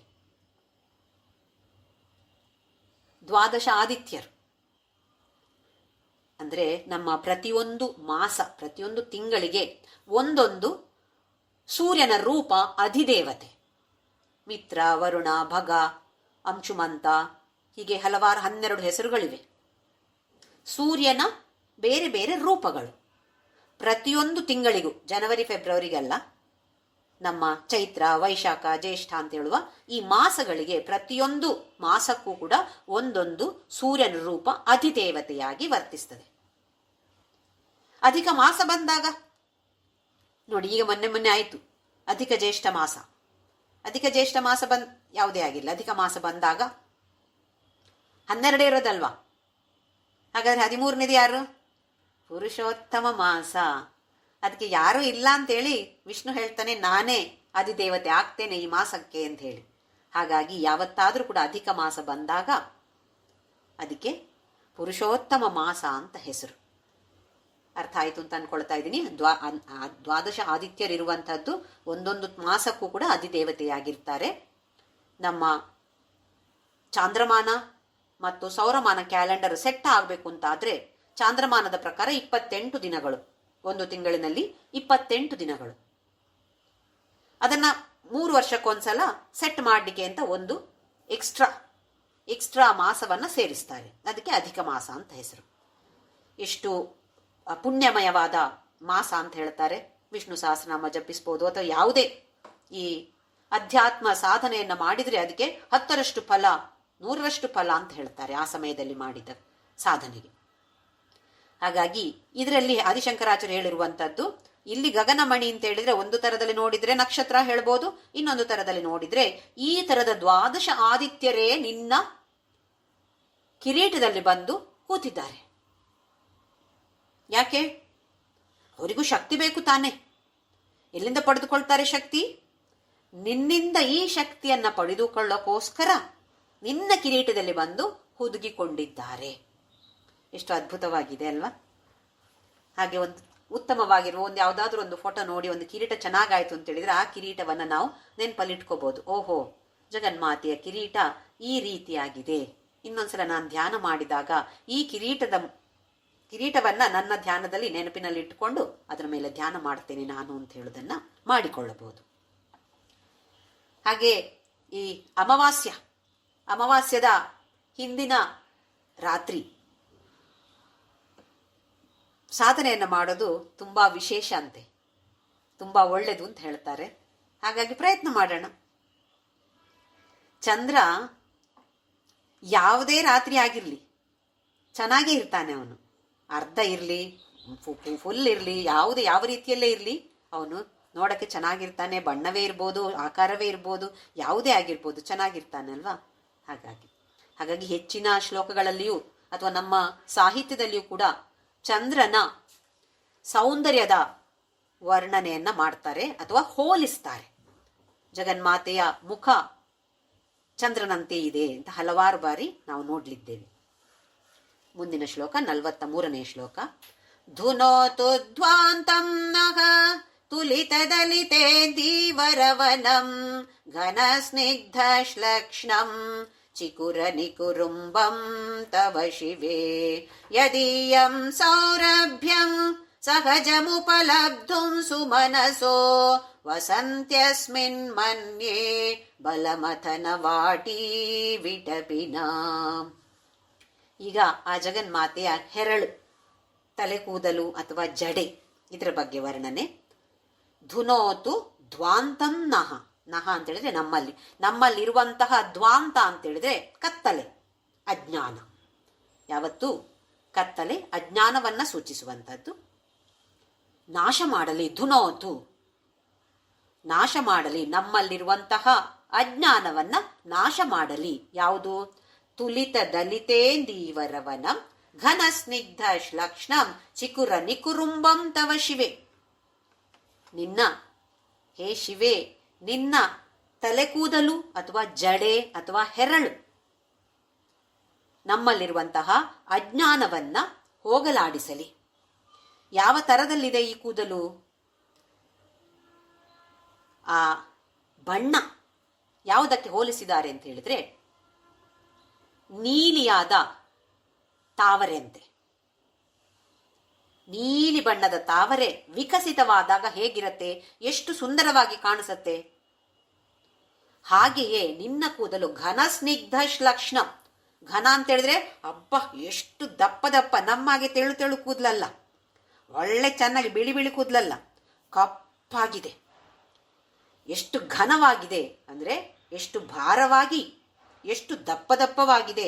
ಸ್ನಿಗ್ಧ ಶ್ಲಕ್ಷ್ಣ, ಮೃದುವಾಗಿದೆ, ಹೊಳಪಾಗಿದೆ, ಶೈನಿಂಗ್. ನಮಗೆ ಶೈನಿಂಗ್ ಬರ್ಬೇಕ್ರೆ ನಾವು ಅದೆಲ್ಲ ಮೆತ್ತಿಕೊಳ್ಬೇಕು ತಲೆಗೆ. ಘನ ಸ್ನಿಗ್ಧ ಶ್ಲಕ್ಷ್ಣ. ಶ್ಲಕ್ಷ್ಣ ಅಂತ ಹೇಳಿದ್ರೆ ಮೆತ್ತಗೆ ಸಾಫ್ಟ್ ಆಗಿದೆ, ಎಷ್ಟು ಚೆನ್ನಾಗಿದೆ. ಮುಟ್ಟಿದ್ರೆ ಆಹಾ ಎಷ್ಟು ಚೆನ್ನಾಗಿದೆ. ಚಿಕುರ ನಿಕುರುಂಬಂ ತವ ಶಿವೆ, ನಿನ್ನ ಹೆರಳು ಅಥವಾ ನಿನ್ನ ಜಡೆ. ಯದೀಯಂ ಸೌರಭ್ಯಂ ಸಹಜಂ ಉಪಲಬ್ಧುಂ ಸುಮನಸಃ. ಯಾವ ತರದ ಒಂದು ಸುವಾಸನೆ, ಸೌರಭ್ಯ ಇದೆ ನಿನ್ನ ಕೂದಲಿಗೆ. ಅದಕ್ಕಾಗಿ ಏನ್ ಮಾಡ್ತಿದ್ದಾರೆ ಅಂತ ಹೇಳಿದ್ರೆ, ವಸಂತ್ಯಸ್ಮಿನ್ ಮನ್ಯೆ ಬಲಮಥನ ವಾಟೀ ವಿಟಪಿನ. ಆದಿಶಂಕರಾಚಾರ್ಯ ಹೇಳ್ತಿದ್ದಾರೆ, ತಾಯೇ ನಾನು ಅನ್ಕೊಳ್ತಾ ಇದ್ದೀನಿ ಏನು ಅಂತ ಹೇಳಿದ್ರೆ, ಇಂದ್ರನ ವನದಲ್ಲಿರುವಂತಹ, ಸ್ವರ್ಗದಲ್ಲಿ ಇಂದ್ರನ ಒಂದು ಚೆನ್ನಾಗಿರೋ ಗಾರ್ಡನ್ ಇದೆ ಅಂತೆ, ಹೂ ತೋಟ. ಅಲ್ಲಿಂದ ಹಲವಾರು ಹೂಗಳು ಬಂದು ಇಲ್ಲಿ ಬಂದು ಕೂತಿವೆ. ಯಾಕೆ ಹೇಳಿ? ಇವಳ ಕೂದಲಲ್ಲಿ ಇರುವಂತಹ ಸೌರಭ್ಯವನ್ನ ನಾವು ಪಡ್ಕೊಳ್ತೇವೆ. ಪಡಿಬೇಕು ಅಂತ ಕಾತುರತೆಯಿಂದ ಇಂದ್ರನ ಹೂದೋಟದಲ್ಲಿ ಇರುವಂತಹ ಹಲವಾರು ಹೂಗಳು ನಿನ್ನ ತಲೆಯಲ್ಲಿ ಬಂದು ಕೂತಿವೆ. ಎಷ್ಟು ಚೆನ್ನಾಗಿದೆ ನೋಡಿ ಕೂದಲ್ನ. ಆ ಸೌರಭ್ಯವನ್ನ ಗ್ರಹಿಸಬೇಕಾಗಿದೆ. ನಾವು ಹೇಳ್ತೇವೆ, ಆಹಾ ಎಷ್ಟು ಸುವಾಸನೆ ಈ ಹೂ. ಆ ಹೂವಿಗೆ ಸುವಾಸನೆ ಎಲ್ಲಿಂದ ಬಂತು? ತನ್ನಿಂತಾನಾಗೆ ಬಂದಿದ್ದಲ್ಲ ಅದು. ಅದು ಬಂದಿರೋದು ಈ ಜಗನ್ಮಾತೆಯ ಕೂದಲಿನ ಸುವಾಸನೆಯಿಂದ, ಅವಳ ಜಡೆಯ ಸುವಾಸನೆಯಿಂದ. ಅದಕ್ಕಾಗಿ ಹಲವಾರು ಹೂಗಳನ್ನು ಅವಳು ಮುಡ್ಕೊಂಡಿರ್ತಾಳೆ. ಅವಳಿಗೋಸ್ಕರ ಅಲ್ಲ, ಅವಳಿಗೆ ಬೇಡ, ಬೇಕಾಗಿರೋದು ಹೂಗಳಿಗೆ. ಹೂಗಳಲ್ಲಿ ಬಂದು ಕೂತ್ಕೊಳ್ಬೇಕಾಗಿದೆ. ಅದಕ್ಕೋಸ್ಕರ ಅವಳು ಆ ತಲೆಯಲ್ಲಿ, ಜಡೆಯಲ್ಲಿ ಹಲವಾರು ಹೂಗಳನ್ನ, ಎಲ್ಲೋ ನಮ್ಮ ಅಲ್ಲಿ ಇಲ್ಲಿ ಸಿಕ್ಕಿದ, ಪಾರ್ಕಲ್ಲಿ ಸಿಕ್ಕಿದ ಹೂ ತೆಗ್ದಿಲ್ಲ ಅವಳು. ಬಂದಿರೋದೆಲ್ಲ ಬಲಮಥನ ವಾಟೀ ವಿಟಪಿನ. ಎಲ್ಲಿಂದ ಬಂದಿರೋದು? ಸ್ವರ್ಗದಲ್ಲಿರುವ, ಇಂದ್ರಲೋಕದಲ್ಲಿರುವ ಇಂದ್ರನ ಹೂದೋಟದಿಂದ ಬಂದಿರುವಂತಹ ಅದ್ಭುತವಾದ, ಬಹಳ ಶಕ್ತಿಯುತವಾದ, ಬಹಳ ಸುವಾಸನೆ ಇರುವಂತಹ ಹೂಗಳು. ಇನ್ನು ಕೂಡ ಬೇಕು, ಅಥವಾ ಬಂದಿರುವ ಸುವಾಸನೆಯೇ ಅವಳ ಜಡೆಯಿಂದ ಅಂತ ಹೇಳಿ ಆದಿಶಂಕರಾಚಾರ್ಯರು ಇಲ್ಲಿ ಹೇಳ್ತಿದ್ದಾರೆ. ಹೀಗೆ ವರ್ಣನೆ ಮಾಡ್ತಾ ಮಾಡ್ತಾ ಅದನ್ನ ಆಸ್ವಾದಿಸಬೇಕು ನಾವು. ಹಾಗಾಗಿ ಆ ಊಹನೆ ಮಾಡ್ತಾ ಹೋಗ್ಬೇಕಾಗತ್ತೆ. ಮತ್ತೆ ಯಾಂತ್ರಿಕವಾದ ಊಹನೆ ಬೇಡ. ಮನಸ್ಸಿನಲ್ಲಿ ಪ್ರೀತಿಯಿಂದ ಪ್ರೀತಿ ಉಕ್ಕಿ ಹರಿಬೇಕು. ಆಹಾ ನಿನ್ನ ಜಡೆ ಹೀಗಿದೆ. ಯಾರ್ದಾದ್ರೂ ಉದ್ದ ಜಡೆ ನೋಡಿದ್ರೆ ಅಬ್ಬ ನಾವು ಒಂದ್ಸಲ ಮತ್ತೆ ಮತ್ತೆ ನೋಡೋದಿಲ್ವಾ? ಅವಳೊಂದು ಜಡೆ ನೋಡಿ ಎಷ್ಟು ಉದ್ದ ಇದೆ, ಎಷ್ಟು ದಪ್ಪಕ್ಕಿದೆ, ಎಷ್ಟು ಚೆನ್ನಾಗಿದೆ, ಕಪ್ಪಗಾಗಿದೆ ಅಂತೇಳೆಲ್ಲ ಹೇಳಲ್ವಾ? ಹಾಗೆಯೇ ಆ ಕಣ್ಣ ಮುಂದೆ ಕಾಣ್ತಾ ಇದೆ ಅವಳ ಜಡೆ, ಅದರಲ್ಲಿ ಇಷ್ಟೊಂದು ಹೂಗಳಿವೆ, ಎಲ್ಲ ನನ್ನ ಕಣ್ಣಿಗೆ ಕಾಣ್ತಾ ಇದೆ ಅಂತ ಹೇಳುವ ಭಾವನೆಯನ್ನ ಬೆಳೆಸಿಕೊಂಡು ಊಹನೆಯನ್ನ ಮಾಡೋಣ. ಮುಂದಿನ ಶ್ಲೋಕ 44ನೇ ಶ್ಲೋಕ. ತನೋತು ಕ್ಷೇಮೌನಃ ತವ ವದನ ಸೌಂದರ್ಯ ಲಗರಿ ಪರಿವಾಹ ಸ್ರೋತಃ ಸರಣಿರಿವ ಸೀಮಂತ ಸರಣಿ ವಹಂತಿ ಸಿಂಧೂರಂ ಪ್ರಬಲ ಕಬರಿ ಭಾರತಿ ಮಿರ ದ್ವಿಷಾಮೃಂದೈ ಬಂದಿ ಕೃತಮಿವ ನವೀನಾರ್ಕ ಕಿರಣಂ. ಈಗ ಈ ಬೈತಲೆ, ನಾವು ಕೂದಲು ಆ ಕಡೆ ಈ ಕಡೆ ಮಾಡಿ ಬೈತಲೆ ತೆಗಿತೀವಲ್ವಾ, ಅದರ ವಿಚಾರ. ತನೋತು ಕ್ಷೇಮಂ ನಃ, ನಮಗೆ ಕ್ಷೇಮವನ್ನ ಉಂಟು ಮಾಡಲಿ, ನಮ್ಮೆಲ್ಲರಿಗೂ. ನನಗೆ ಒಬ್ಳಿಗೆ ಅಂತಲ್ಲ ಅಲ್ಲಿರೋದು, ನಹ ಅಂತಿದ್ರೆ ನಮಗೆ, ಎಲ್ಲ ಪ್ರಪಂಚದಲ್ಲಿರುವ ಎಲ್ಲರಿಗೂ ಕೂಡ ಕ್ಷೇಮವನ್ನ ಉಂಟು ಮಾಡಲಿ. ಯಾವುದು? ತವ ವದನ ಸೌಂದರ್ಯ ಲಹರಿ ಪರಿವಾಹ ಸ್ರೋತಃ ಸರಣಿರಿವ ಸೀಮಂತ ಸರಣಿ. ಸೀಮಂತ ಅಂತ ಹೆಸರು ಇದಕ್ಕೆ, ಬೈತಲೆಗೆ ಸೀಮಂತ ಅಂತ ಹೆಸರು. ಆದಿಶಂಕರಾಜ್ ಎಷ್ಟು ಅದ್ಭುತವಾಗಿ ಹೇಳ್ತಿದ್ದಾರೆ ಅಂತ ಹೇಳಿದ್ರೆ, ನಿನ್ನ ಮುಖದ ಸೌಂದರ್ಯ ಅದು ತುಂಬಿ ತುಳುಕುತ್ತಾ ಇದೆ. ಪ್ರವಹಿಸ್ತಾ ಇದೆ. ಪ್ರವಹಿಸೋಕೆ ಜಾಗ ಬೇಕಲ್ವಾ? ತುಂಬಿ ತುಳುಕುತ್ತಾ ಇದೆ ಅಂತ ಹೇಳಿದ್ರೆ ಅದು ಹೋಗೋದು ಎಲ್ಲಿ? ತುಳುಕಿ ಎಲ್ಲಿ ಹೋಗ್ಬೇಕು? ಅದು ನಿನ್ನ ಬೈತಲೇಲೋ ಅಂತ ಅನ್ನಿಸ್ತಾ ಇದೆ. ಹೋಗಕ್ಕೊಂದು ಕಾಲುವೆ ಬೇಕು ತಾನೆ? ಆ ಕಾಲುವೆಯ ತರ ಕಾಣಿಸ್ತಾ ಇದೆ ನನಗೆ ನಿನ್ನ ಮುಖದ ಸೌಂದರ್ಯ. ತುಂಬಿ ತುಳುಕುತ್ತಾ ಇದೆ ಈ ಬೈತಲೆಯಲ್ಲಿ, ಅಥವಾ ಬೈತಲೆಯೇ ಒಂದು ಕಾಲುವೆಯ ತರ ಇದೆ. ನಿನ್ನ ಸೌಂದರ್ಯ ತುಂಬಿ ತುಳುಕಿ ಪ್ರವಹಿಸುತ್ತಿರುವಂತಹ ಒಂದು ಕಾಲುವೆಯ ತರ ನನಗೆ ಕಾಣಿಸ್ತಾ ಇದೆ. ಪರಿವಾಹ ಸ್ರೋತಃ, ಪರಿವಾಹ ಅಂದ್ರೆ ಓವರ್ಫ್ಲೋ ಆಗೋದು. ಓವರ್ಫ್ಲೋ ಆಗಿ ಎಲ್ಲ ಹೋಗ್ಬೇಕು? ಒಂದು ಕಾಲುವೆ ಮಾಡೋಣ ಅದಕ್ಕೆ. ಅದು ಅವಳ ಬೈತಲೆ. ಪರಿವಾಹ ಸ್ರೋತಃ ಸರಣಿರಿವ ಸೀಮಂತ ಸರಣಿ. ಸೀಮಂತ ನಾವು ಬಸರಿಗೆಲ್ಲ ಮಾಡ್ತೀವಿ ನೋಡಿ, ಸೀಮಂತ. ಅದು ಈ ಬೈತಲೆಯನ್ನ ಹೀಗೆ ತೆಗೆದು ಪಾರ್ಟಿಷನ್ ಮಾಡೋದು ಅಂತ ಒಂದು ಪದ್ಧತಿ. ವಹಂತಿ ಸಿಂಧೂರಂ ಪ್ರಬಲ ಕಬರಿ ಭಾರತಿಮಿರ ದ್ವಿಷಾ ಬೃಂದೈ ಬಂದಿ ಕೃತಮಿವ ನವೀನ ಅರ್ಕ ಕಿರಣಂ. ಅರ್ಕ ಅಂತ ಹೇಳಿದ್ರೆ ಸೂರ್ಯ. ನವೀನ ಅರ್ಕ, ಬೆಳಿಗ್ಗೆ ಬೆಳಿಗ್ಗೆ ಕಾಣುವಂತಹ ಸೂರ್ಯ, ಉದಯಿಸುತ್ತಿರುವ ಸೂರ್ಯನ ನೋಡೋಣ ಏನ್ ಹೇಳ್ತಿದ್ದಾರೆ ಅಂತೇಳಿ. ಸಿಂಧೂರಂ ವಹಂತಿ, ಇಲ್ಲಿ ಸಿಂಧೂರ. ನಮ್ಮ ದಕ್ಷಿಣ ಭಾರತದಲ್ಲಿ ಈ ಬೈತಲೆಯಲ್ಲಿ ಉದ್ದಕ್ಕೆ ಕುಂಕುಮ ಹಾಕಿಕೊಳ್ಳುವಂತ ಪದ್ಧತಿ ಇಲ್ಲ, ಆದರೆ ಉತ್ತರ ಭಾರತದಲ್ಲಿ ಇದೆ. ಉತ್ತರ ಭಾರತದಲ್ಲಿ ಯಾರಾದ್ರೂ ಗೃಹಿಣಿಯನ್ನ ನಾವು ಹೀಗೆ ಬೈತಲೆಯಲ್ಲಿ ಸಿಂಧೂರವನ್ನ ಕುಂಕುಮವನ್ನ ಹಚ್ಚಿಕೊಂಡಿದ್ದಾರೆ ಅಂತಾದ್ರೆ ಅವಳು ಮುತ್ತೈದೆ ಅಂತ ಹೇಳೋ ಒಂದು ಸೂಚನೆಯನ್ನ ಕೊಡತ್ತೆ ನಮ್ಗೆ.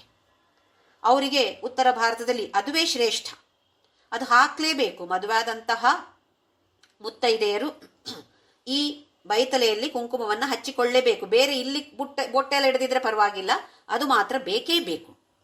ಒಂದೊಂದು ಭಾಗದ ಒಂದೊಂದು ಪದ್ಧತಿ ಇರ್ಬೋದು, ಅಥವಾ ನಮ್ಮಲ್ಲೂ ಮೊದಲಿತ್ತು ಆಮೇಲೆ ಬಿಟ್ಟು ಹೋಗುತ್ತಿಲ್ಲ ನನಗೆ. ಹಾಗೆ ಅದರಲ್ಲಿ ಹಚ್ಚಿಕೊಂಡಿರುವಂತಹ ಕುಂಕುಮ ಸೌಭಾಗ್ಯವನ್ನ ಸೂಚಿಸುವಂತಹ ಕುಂಕುಮ.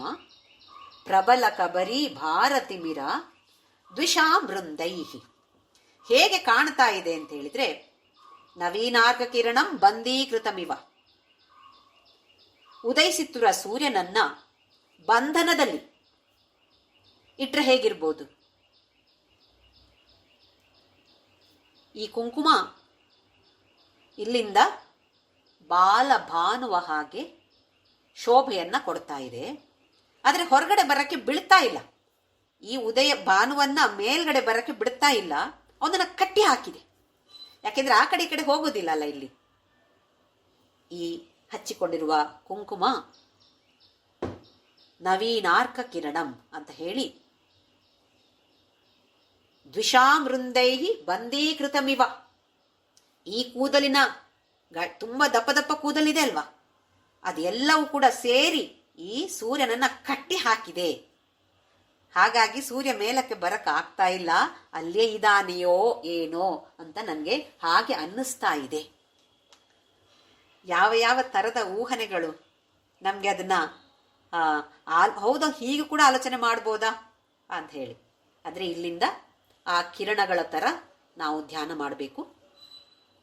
ಹತ್ತಿರ ಇರುವಂತಹ ಗುಂಗುರಾಗಿರುವಂತಹ ಕೂದಲು ಅದನ್ನ ಸ್ವಲ್ಪ ಸ್ವಲ್ಪ ಕವರ್ ಮಾಡ್ತಾ ಇದೆ. ಫುಲ್ ಆಗಿ ಕಾಣ್ತಾ ಇಲ್ಲ, ಸ್ವಲ್ಪ ಸ್ವಲ್ಪ ಕವರ್ ಮಾಡ್ತಾ ಇದೆ. ಹಾಗಾಗಿ ನವೀನ ಅರ್ಕ, ಏನು ಹೊಸ ಸೂರ್ಯನ, ದಿನಾ ಬರೋದು ಹೊಸ ಸೂರ್ಯನ, ಹೊಸ ಸೂರ್ಯ ಅಂತಲ್ಲ, ದಿನಾ ಬೆಳಿಗ್ಗೆ ನೋಡುವಂಥದ್ದು ಅದೇ ಸೂರ್ಯ ಆದ್ರೂ ಕೂಡ ಹೊಸದಾಗಿ ಮೂಡಿ ಬರುವಂಥವನು. ಹಾಗಾಗಿ ನಾವು ನವೀನ ಅರ್ಕ ಅಂತ ಉಪಯೋಗಿಸ್ತಾ ಇರೋದು. ಅಥವಾ ಆದಿಶಂಕರಾಚಾರ್ಯರು ನವೀನಾರ್ಕ ಕಿರಣಂ, ಆ ನವೀನ ಅರ್ಕನ ಕಿರಣವನ್ನ ಬಂಧಿಸುತ್ತಾ ಇದೆಯೋ ನಿನ್ನ ದಪ್ಪವಾದ ಕೂದಲು ಅಂತ ಆಲೋಚನೆಯನ್ನ ಹೇಳ್ತಿದ್ದಾರೆ ಆದಿಶಂಕರಾಚಾರ್ಯರು. ಮುಂದಿನ ಶ್ಲೋಕ ನೋಡೋಣ. ಇದಕ್ಕೆಲ್ಲ ಒಂದು ಅರ್ಹತೆ ಬೇಕು ಧ್ಯಾನ ಮಾಡಕ್ಕೆ, ಊಹಿಸಕ್ಕೆ ಕೂಡ. ಏನು ಅರ್ಹತೆ?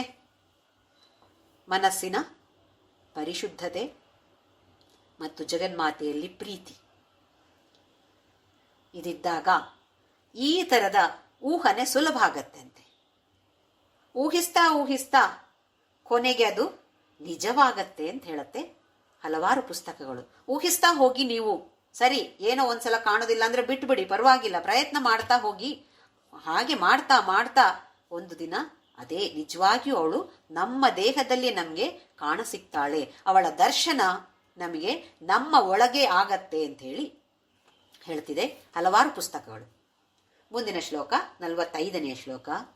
ಅರಾಲೈ ಸ್ವಭಾವ್ಯಾತ್ ಅಲಿಕಲಭಸ ಶ್ರೀಭಿ ಅಲಕೈಃ ಪರೀತಂ ತೇ ವಕ್ತ್ರಂ ಪರಿಹಸತಿ ಪಂಕೇರುಹ ರುಚಿಂ ದರಸ್ಮೇರೆ ಯಸ್ಮಿನ್ ದಶನ ರುಚಿ ಕಿಂಜಲ್ಕ ರುಚಿರೇ ಸುಗಂಧೌ ಮಾದ್ಯಂತಿ ಸ್ಮರದಹನ ಚಕ್ಷುರ್ ಮಧುಲಿಹಃ. ಅಲಕೈ, ಅಲಕ, ಅಲಕ ಅಂತ ಹೇಳಿದ್ರೆ ಈ ಗುಂಗುರು ಕೂದಲು.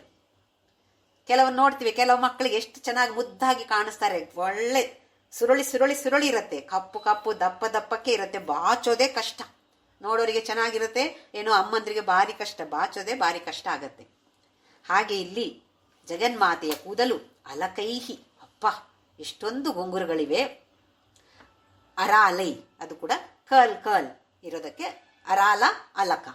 ಸ್ವಾಭಾವ್ಯಾತ್, ಸ್ವಭಾವದಿಂದ. ನಾವು ಬ್ಯೂಟಿ ಪಾರ್ಲರ್ಗೆ ಹೋಗಿ ಆ ರೋಲರ್ ಎಲ್ಲ ಇಟ್ಟುಕೊಂಡು ಅದನ್ನು ಗುಂಗುರು ಮಾಡಿಸ್ಕೊಳ್ತಾರೆ ಹಲವಾರು ಜನ.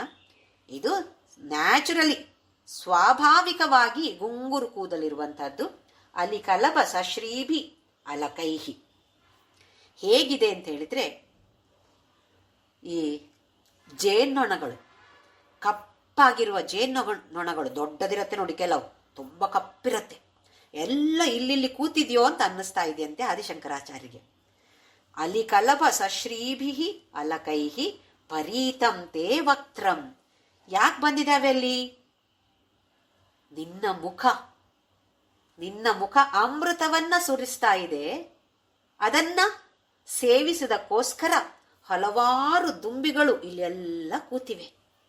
ಆ ತರ ಕಾಣಿಸ್ತಾ ಇದೆ, ದುಂಬಿಗಳ ತರ ಕಾಣಿಸ್ತಾ ಇದೆ. ಪರೀತಂ ತೇ ವಕ್ತ್ರಂ ಪರಿಹಸತಿ ಪಂಕೇರುಹ ರುಚಿಂ. ಆ ಸೌಂದರ್ಯ ಹೇಗಿದೆ ಅಂತ ಹೇಳಿದ್ರೆ, ಈ ಕಮಲದ ಹೂ ಪದ್ಮ ಅದು ಭಾರಿ ಚಂದ ಅಂತ ಎಲ್ಲರೂ ಹೇಳುವಂಥದ್ದು. ಆ ಸೌಂದರ್ಯವನ್ನು ಕೂಡ ಈ ಜಗನ್ಮಾತೆಯ ಕೂದಲಿನ ಅಥವಾ ಗುಂಗುರು ಕೂದಲಿನ ಸೌಂದರ್ಯ ಪರಿಹಾಸ ಮಾಡ್ತಾ ಇದೆ ಅಂತೆ. ಅಂದ್ರೆ ತುಂಬಾ ಅದಕ್ಕಿಂತ ಎಷ್ಟೋ ಜಾಸ್ತಿ ಸೌಂದರ್ಯ ಈ ಕೂದಲುಗಳಿಗೆ. ಗುಂಗುರು ಕುರುಳು ಅಂತ ಹೇಳ್ತೀವಿ ನೋಡಿ, ಇಲ್ಲಿ ಬರುತ್ತೆ ಅಲ್ವಾ, ಸುರುಳಿ ಸುರುಳಿಯಾಗಿ ಬರುತ್ತೆ ನೋಡಿ, ಅದನ್ನ ವರ್ಣಿಸ್ತಾ ಇರೋದು. ದರಸ್ಮೇರೆ ಯಸ್ಮಿನ್, ದರಸ್ಮೇರ ಮುಖಾಂಬುಜ. ನಾವೊಂದ್ಸಲ ಲಲಿತಾ ಸಹಸ್ರನಾಮದಲ್ಲಿ ಕಲ್ತುಕೊಂಡಿದ್ದೇವೆ. ದರಸ್ಮೇರ ಅಂತ ಹೇಳಿದ್ರೆ, ದರ ಅಂತ ಹೇಳಿದ್ರೆ ಸಣ್ಣಕ್ಕೆ, ಮುಗುಳು ನಗೆ, ದೊಡ್ಡಕ್ಕೆ ನಗೋದಲ್ಲ, ಮುಗುಳು ನಗೆ. ಸ್ಮೇರ ಅಂತ ಹೇಳಿದ್ರೆ ನಗು. ದರಸ್ಮೇರ ಮುಖಾಂಬುಜ ಲಲಿತಾ ಸಹಸ್ರನಾಮದಲ್ಲಿ ಹೇಳ್ತೀವಿ. ಅವಳ ಮುಗುಳು ನಗೆ ಎಷ್ಟು ಚೆನ್ನಾಗಿದೆ. ಆ ಮುಗುಳು ನಗೆ. ಯಸ್ಮಿನ್ ದಶನ ರುಚಿ ಕಿಂಜಲ್ಕ ರುಚಿರೆ. ದಶನ ಅಂತ ಹೇಳಿದ್ರೆ ಹಲ್ಲು. ಮುಗುಳು ನಕ್ಕಾಗ ಹಲ್ಲು ಹೇಗೆ ಕಾಣಿಸ್ತಾ ಇದೆ ಅಂತ ಹೇಳಿದ್ರೆ, ಈ ತಾವರೆ ಹೂವಿನಲ್ಲಿ ಒಳಗಡೆ ಒಂದು ಕೇಸರಿ ಇರುತ್ತೆ. ನಾವು ಅದಕ್ಕೆ ಕೇಸರ ಅಂತ ಹೇಳ್ತೀವಿ. ಹೀಗೆ ಮೆಲ್ಲಗೆ ಎಲ್ಲಾ ಹೂಗಳಲ್ಲಿಯೂ ಹೆಚ್ಚಾಗಿ ಇರುತ್ತೆ, ಮೇಲ್ಗಡೆ ಸಣ್ಣಕ್ಕೆ ಬರ್ತಾ ಇರುತ್ತೆ. ಆ ಕೇಸರ ಹೇಗಿದೆಯೋ, ಎಷ್ಟು ಸುಂದರವಾಗಿದೆಯೋ ಹಾಗೇ ಸುಂದರವಾಗಿದೆ ನಿನ್ನ ಹಲ್ಲುಗಳು. ಸುಗಂಧೌ ಮಾದ್ಯಂತಿ ಸ್ಮರ ದಹನ ಚಕ್ಷುರ್ ಮಧುಲಿಹಃ. ಈಗ ಈ ದುಂಬಿಗಳಾಯ್ತು. ಇನ್ನು ಅದು ಅಲ್ಲದೆ ಬೇರೆ 2 ದುಂಬಿಗಳಿವೆ ಅಂತೆ. ಅದ್ಯಾವುದು ಅಂತ ಹೇಳಿದ್ರೆ ಸ್ಮರ ದಹನ. ಸ್ಮರ ಅಂತ ಹೇಳಿದ್ರೆ ಮನ್ಮಥ. ಸ್ಮೇರ ಅಂತ ಹೇಳಿದ್ರೆ ನಗು. ಸ್ಮರ ಅಂತ ಹೇಳಿದ್ರೆ ಮನ್ಮಥ. ಮನ್ಮಥನನ್ನು ಯಾರು ದಹಿಸಿದ್ದು? ಶಿವ. ಶಿವನ ಕಣ್ಣುಗಳು ನೋಡಿ ಎಷ್ಟು ಚೆನ್ನಾಗಿ ಆದಿಶಂಕರಾಚಾರ್ಯ ಹೇಳ್ತಿದ್ದಾರೆ. ಇಲ್ಲಿ ದುಂಬಿಗಳಾಯ್ತು, ಗುಂಗುರು ಕೂದಲನ್ನ ದುಂಬಿಗಳು ಅಂತ ಹೇಳಿ, ನಿನ್ನ ಮುಖದ ಸೌಂದರ್ಯದ ಸೇವನೆಗೋಸ್ಕರ ಈ ದುಂಬಿಗಳು ಇಲ್ಲೆಲ್ಲ ಕೂತಿವೆಯೋ ಅಂತ ಅನ್ನಿಸ್ತಾ ಇದೆ. ಅದು ಅಲ್ಲದೆ ಇನ್ನೆರಡು ದುಂಬಿಗಳು. ಯಾವುದದು? ಯಾರು ಮನ್ಮಥನನ್ನ ದಹಿಸಿದ್ರೋ ಆ ಶಿವನ 2 ಕಣ್ಣುಗಳು ನಿನ್ನ ಮುಖದ ಸೌಂದರ್ಯವನ್ನ ಆಸ್ವಾದಿಸಬೇಕು ಅಂತ ಹೇಳಿ ಬರ್ತಾ ಇದೆ ಅಂತ ಹೇಳಿದ್ರೆ ನೋಡ್ತಾ ಇದ್ದಾನೆ ಶಿವ. ನಮಗೂ ಕೆಲವೊಂದ್ಸಲ ತುಂಬಾ ಚೆನ್ನಾಗಿರೋರನ್ನ ಕಂಡ್ರೆ ಇನ್ನೊಂದ್ಸಲ ತಿರುಗಿ ನೋಡೋಣ ಅಂತ ಅನ್ಸುತ್ತೆ ಅಲ್ವಾ, ಅಥವಾ ಅವರನ್ನೇ ನೋಡ್ತಾ ಇರೋಣ ಅಂತ ಅನ್ಸುತ್ತೆ. ಅಪ್ಪ ಎಷ್ಟು ಮುದ್ದಾಗಿದ್ದಾರೆ ಇವರು. ಅದು ಮಗುವೇ ಇರ್ಬೋದು ಅಥವಾ ಹುಡುಗ ಹುಡುಗಿ ಯಾರೇ ಇರ್ಬೋದು. ಪುನಃ ಪುನಃ ನೋಡೋಣ ಅಂತ ಒಂದು ಮನಸ್ಸಿಗೆ ಅನ್ಸತ್ತೆ, ಅಷ್ಟು ಸುಂದರವಾಗಿದ್ದಾರೆ ಅಲ್ವಾ ಅಂತೇಳಿ. ಹಾಗೆ ಇಲ್ಲಿ ಶಿವನಿಗೆ ಅವಳಿಂದ ಕಣ್ಣನ್ನ ತೆಗೆಯೋದಿಕ್ಕೆ ಆಗೋದಿಲ್ಲಂತೆ. ಕಾಮಾರಿ ಶಿವ, ಕಾಮಕ್ಕೆ ಶತ್ರು. ಆದ್ರೂ ಕೂಡ ಅವಳ ಸೌಂದರ್ಯ ಹೇಗಿದೆ ಅಂತ ಹೇಳಿದ್ರೆ ಅವಳ ಮೇಲಿಂದ, ಅವಳ ಮುಖದಿಂದ ಕಣ್ಣನ್ನ ತೆಗೆಯೋದಿಕ್ಕೆ ಆಗೋದಿಲ್ಲ ಶಿವನಿಗೆ. ಸ್ಮರ ದಹನ. ಸ್ಮರ ಅಂತ ಹೇಳಿದ್ರೆ ಈ ಮನ್ಮಥ ಎಷ್ಟು ಶಕ್ತಿ ಇದೆ ಮನ್ಮಥನಿಗೆ ಅಂತ ನಮ್ಗೆಲ್ರಿಗೂ ಗೊತ್ತಿದೆ. ವಿಶ್ವಾಮಿತ್ರನನ್ನೇ, ಅಂತಹ ತಪಸ್ವಿಗಳನ್ನೇ ಬೀಳಿಸಿಬಿಟ್ಟಿದ್ದಾನೆ ಅಲ್ವೇ. ಶಿವ ಕಾಮಾರಿ ಅಂತ ಹೇಳಿದ್ರೆ ಶಿವನು ಕೂಡ ಬಿದ್ದು ಬಿಡ್ತಾನೆ, ಈ ಸೌಂದರ್ಯಕ್ಕೆ ಮಾರು ಹೋಗ್ತಾನೆ. ಹಾಗಾದ್ರೆ ಈ ಸ್ಮರಣ ಶಕ್ತಿ ಎಷ್ಟಿದೆ, ಮನ್ಮಥನ ಶಕ್ತಿ ಎಷ್ಟಿದೆ, ಅವನ ಶಕ್ತಿ ಎಲ್ಲಿಂದ ಬಂತು? ಈ ಶ್ರೀವಿದ್ಯಾ ಮಂತ್ರದ ಉಪಾಸಕರಲ್ಲಿ ಮನ್ಮಥನೇ ಮೊದಲು. ಆಮೇಲೆ ಹಲವಾರು ಋಷಿಮುನಿಗಳು ತಮ್ಮ ತಮ್ಮ ಪದ್ಧತಿಯನ್ನ ರಚಿಸಿ ಮನುವಿದ್ಯಾ, ಚಂದ್ರವಿದ್ಯಾ, ಲೋಪಾಮುದ್ರ ವಿದ್ಯಾ, ಅಗಸ್ತ್ಯ ವಿದ್ಯಾ, ಬೇರೆ ಬೇರೆ ಮತ್ತೆ ವಿದ್ಯೆಗಳು ಬಂತು. ಮೊದಲನೇದಾಗಿ ಬಂದಿರೋದು ಮನ್ಮಥ ವಿದ್ಯಾ. ಅಂದ್ರೆ ಮನ್ಮಥ ವಿದ್ಯಾ ಅಂತ ಹೇಳಿದ್ರೆ ಶ್ರೀವಿದ್ಯಾ ಉಪಾಸನೆಯನ್ನ ಮನ್ಮಥ ತನ್ನ ರೀತಿಯಲ್ಲಿ ಶುರು ಮಾಡಿದ್ದ. ಆಮೇಲೆ ಅದನ್ನೇ ಕಲ್ತುಕೊಂಡು ಬೇರೆ ಬೇರೆಯವರು ಸ್ವಲ್ಪ ಸ್ವಲ್ಪ ಅವರಿಗೆ ಬೇಕಾದಾಗೆ ಅದನ್ನ ಬದಲಾಯಿಸಿಕೊಂಡು ಬೇರೆ ಬೇರೆ ವಿದ್ಯಾ ಅಂತ ಹೆಸರಾಯಿತು. ಹೀಗೆ ಉಪಾಸನೆಯನ್ನ, ಜಗನ್ಮಾತೆಯ ಉಪಾಸನೆಯನ್ನ ಮನ್ಮಥ ಅಷ್ಟೊಂದು ಶ್ರದ್ಧಾ ಭಕ್ತಿಯಿಂದ ಮಾಡಿರುವ ಕಾರಣ ಅವನಿಗೆ ಎಲ್ಲರನ್ನು ಕೆಳಗಡೆ ಬೀಳಿಸುವಂತಹ ಒಂದು ಶಕ್ತಿ ಸಿಕ್ತು. ದೇಹ ಇಲ್ಲ, ಅನಂಗ ಅವನು. ದೇಹವನ್ನ ಶಿವ ಸುಟ್ಟು ಹಾಕಿದಾನೆ. ದೇಹ ಇಲ್ಲದೆ ಇದ್ರೂ ಕೂಡ ಎಷ್ಟು ಪವರ್ಫುಲ್ ನೋಡಿ ಅವನು. ಎಂತೆಂಥವರು ಕೂಡ ರಾಮಾಯಣ ಕಥೆಗೆ ನೋಡಿದ್ರೆ ರಾವಣ ಸೀತೆಯನ್ನು ಅಪಹರಿಸಿದ ಕಾರಣ ಈ ಕಥೆ ಎಲ್ಲ ನಡೀತು. ಇಲ್ಲದಿದ್ರೆ ರಾಮಾಯಣ ಏನು ಪ್ರಸಿದ್ಧಿ ಪಡೀತಿರ್ಲಿಲ್ಲ ಅಲ್ವೇ.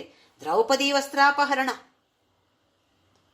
ಎಲ್ಲವೂ ಬಂದಿರೋದು ಕಥೆ ಅಥವಾ ಹಲವಾರು ಅದರ ಹಿಂದುಗಡೆ ಇರುವ ನೀತಿಗಳು ಬಂದಿರೋದೆಲ್ಲ ಎಲ್ಲರ ಸೌಂದರ್ಯಕ್ಕೆ ಬಿದ್ದಾಗಲೇ.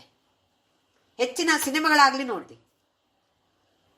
ಅಲ್ವೇ, ಫಾಲ್ ಇನ್ ಲವ್ ಅಂತ ಹೇಳ್ತೀವಿ ನಾವು. ಅದೆಲ್ಲವೂ ಕೂಡ ಈ ಮನ್ಮಥನ ತಪೋಬಲ ಶಕ್ತಿ ಎಲ್ರಿಗೂ ಬರುತ್ತಾ ಹಾಗೆ. ಹಾಗಾಗಿ ಅಷ್ಟು ಅವನು ಭಕ್ತಿಯಿಂದ ಶ್ರದ್ಧೆಯಿಂದ ಆರಾಧನೆ ಮಾಡಿದಾನೆ. ಹಾಗಾಗಿ ಜಗನ್ಮಾತೆ ಅವನಿಗೆ ಅಂತಹ ಅನುಗ್ರಹವನ್ನ ದಯಪಾಲಿಸಿದ್ದಾಳೆ. ಇದವಳ ಗುಂಗುರು ಕೂದಲು. ಇನ್ಯಾರಾದ್ರೂ ಚಿಕ್ಕ ಮಕ್ಕಳು ಗುಂಗುರು ಕೂದಲ್ನವರು ಅಥವಾ ಯಾರೇ ಆಗಿರ್ಲಿ ಗುಂಗುರು ಕೂದಲ್ನವರು ಕಂಡಾಗ ಓ ನಮ್ಮ ಜಗನ್ಮಾತೆ ಕೂಡ ಹೀಗಿರ್ಬಹುದಲ್ಲ ಬಹುಶಃ ಅಂತೇಳಿ ಅನ್ಕೊಂಡು ಆ ಊಹನೆಯನ್ನ ನಾವು ಮಾಡುವಂತವರಾಗೋಣ. ಮುಂದಿನ ಶ್ಲೋಕ. ಲಲಾಟಂ ಲಾವಣ್ಯ ದ್ಯುತಿ ವಿಮಲಮಾಭಾತಿ ತವ ಯತ್ ದ್ವಿತೀಯಂ ತನ್ಮನ್ಯೇ ಮಕುಟಘಟಿತಂ ಚಂದ್ರಶಕಲಂ ವಿಪರ್ಯಾಸನ್ಯಾಸಾತ್ ಉಭಯಮಪಿ ಸಂಭೂಯ ಚ ಮಿಥಃ ಸುಧಾಲೇಪಸ್ಯೂತಿಃ ಪರಿಣಮತಿರಾಕಾಹಿಮಕರಃ. ಈಗ ಅವಳ ಹಣೆಯ ಬಗ್ಗೆ. ಲಲಾಟ, ಲಲಾಟಂ ಲಾವಣ್ಯ, ಎಷ್ಟು ಲಾವಣ್ಯವಾಗಿದೆ ನಿನ್ನ ಹಣೆಯ ಭಾಗ. ದ್ಯುತಿ ವಿಮಲಂ ಆಭಾತಿ ತವ ಯತ್. ಆಭಾ ಅಂತ ಹೇಳಿದ್ರೆ ಕಾಂತಿ, ಶೈನಿಂಗ್. ಎಷ್ಟು ಚೆನ್ನಾಗಿ ಶೈನ್ ಆಗ್ತಾ ಇದೆ ನಿನ್ನ ಹಣೆಯ ಭಾಗ. ಯಾವ ಮಲವೂ ಇಲ್ಲ, ಪರಿಶುದ್ಧವಾಗಿದೆ. ದ್ಯುತಿ ಅಂತ ಹೇಳಿದ್ರೆ ಮತ್ತೆ ಆ ಕಿರಣಗಳು ಎಷ್ಟು ಶೈನಿಂಗ್ ಆಗಿವೆ. ದ್ವಿತೀಯಂ ತನ್ಮನ್ಯೆ ಮಕುಟ ಘಟಿತಂ ಚಂದ್ರಶಕಲಂ. ಈ ಶ್ಲೋಕದಲ್ಲಿ ಏನ್ ಹೇಳ್ತಿದ್ದಾರೆ ಆದಿಶಂಕರಾಚಾರ್ಯ ಅಂತ ಹೇಳಿದ್ರೆ, ಕಿರೀಟ ತಲೆಯಲ್ಲಿಟ್ಟಾಗ ಇಲ್ಲಿವರೆಗೆ ಬರುತ್ತೆ, ಅದು ಒಂದು ಈ ಅರ್ಧಚಂದ್ರನ ಹಾಗೆ ಕೂತಿರತ್ತೆ.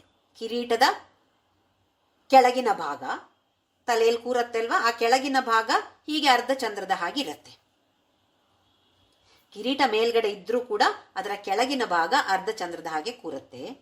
ಅದರ ಜೊತೆ ಆಲ್ರೆಡಿ ಒಂದು ಅರ್ಧಚಂದ್ರ ಇದೆ ಅಲ್ವಾ ತಲೆಯಲ್ಲಿ, ಅದು ಎರಡನ್ನು ಸೇರಿಸಿದ್ರೆ ಈ ಕೆಳಗಿರುವಂತಹ, ಅದಕ್ಕೆ ವಿಪರ್ಯಾಸ ನ್ಯಾಸ, ಸರಿಯಾಗಿರುವಂತಹ ಚಂದ್ರ ಅಲ್ಲ, ಅರ್ಧಚಂದ್ರ ಉಲ್ಟಾ ಆಗಿರುವಂತಹದ್ದು, ಅದು ಮತ್ತೆ ಈ ಚಂದ್ರ ಎರಡು ಸೇರಿದ್ರೆ ಹೇಗಾಗ್ಬೋದು, ಒಂದು ಪೂರ್ಣ ಚಂದ್ರ.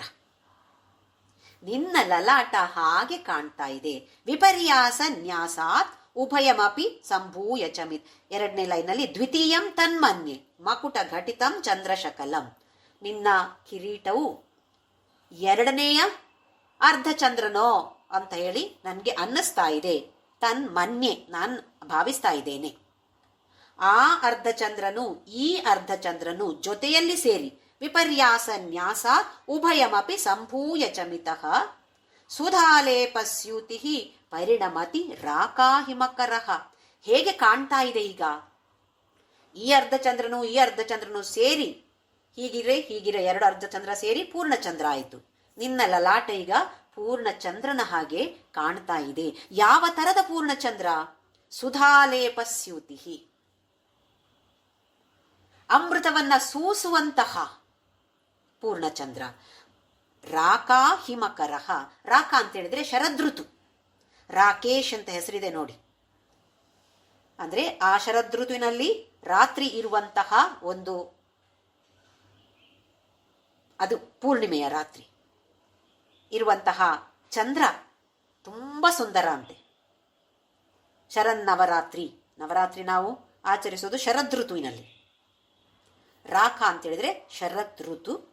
ಆ ಋತುವಿನ ಚಂದ್ರ ಅತಿ ಸುಂದರವಾಗಿರ್ತಾನೆ. ಹಾಗೆ ನಿನ್ನ ಲಲಾಟ ಅಷ್ಟು ಸುಂದರವಾಗಿ ಕಾಣ್ತಾ ಇದೆ. ಅಷ್ಟು ಮಾತ್ರ ಅಲ್ಲದೆ ಸುಧಾಲೇಪಸ್ಯೂತಿ, ಅಮೃತವನ್ನ ಸುರಿಸ್ತಾ ಇದೆ, ಅಮೃತವನ್ನ ವರ್ಷಿಸ್ತಾ ಇದೆ. ಅಮೃತ ವರ್ಷವೇ ನಾನು ಕಾಣ್ತಾ ಇದ್ದೇನೆ, ನಾನು ಅನುಭವಿಸ್ತಾ ಇದ್ದೇನೆ ಅಂತ ಹೇಳಿ ಆದಿಶಂಕರಾಚಾರ್ಯರು ಹೇಳ್ತಿದ್ದಾರೆ. ಅಮೃತ ವರ್ಷ, ಅಮೃತ ವೇಳೆ ಅಂತ ಇದೆ ನೋಡಿ. ನಮ್ಮ ಶಾಸ್ತ್ರದ ಪ್ರಕಾರ ಬೆಳಿಗ್ಗೆ 4 ಗಂಟೆಯಿಂದ 6 ಗಂಟೆವರೆಗೆ ಸಾಮಾನ್ಯ ಅಮೃತ ವೇಳೆ ಅಂತ ಹೇಳ್ತಾರೆ. ಏನಾಗತ್ತೆ ಈ ಸಮಯದಲ್ಲಿ?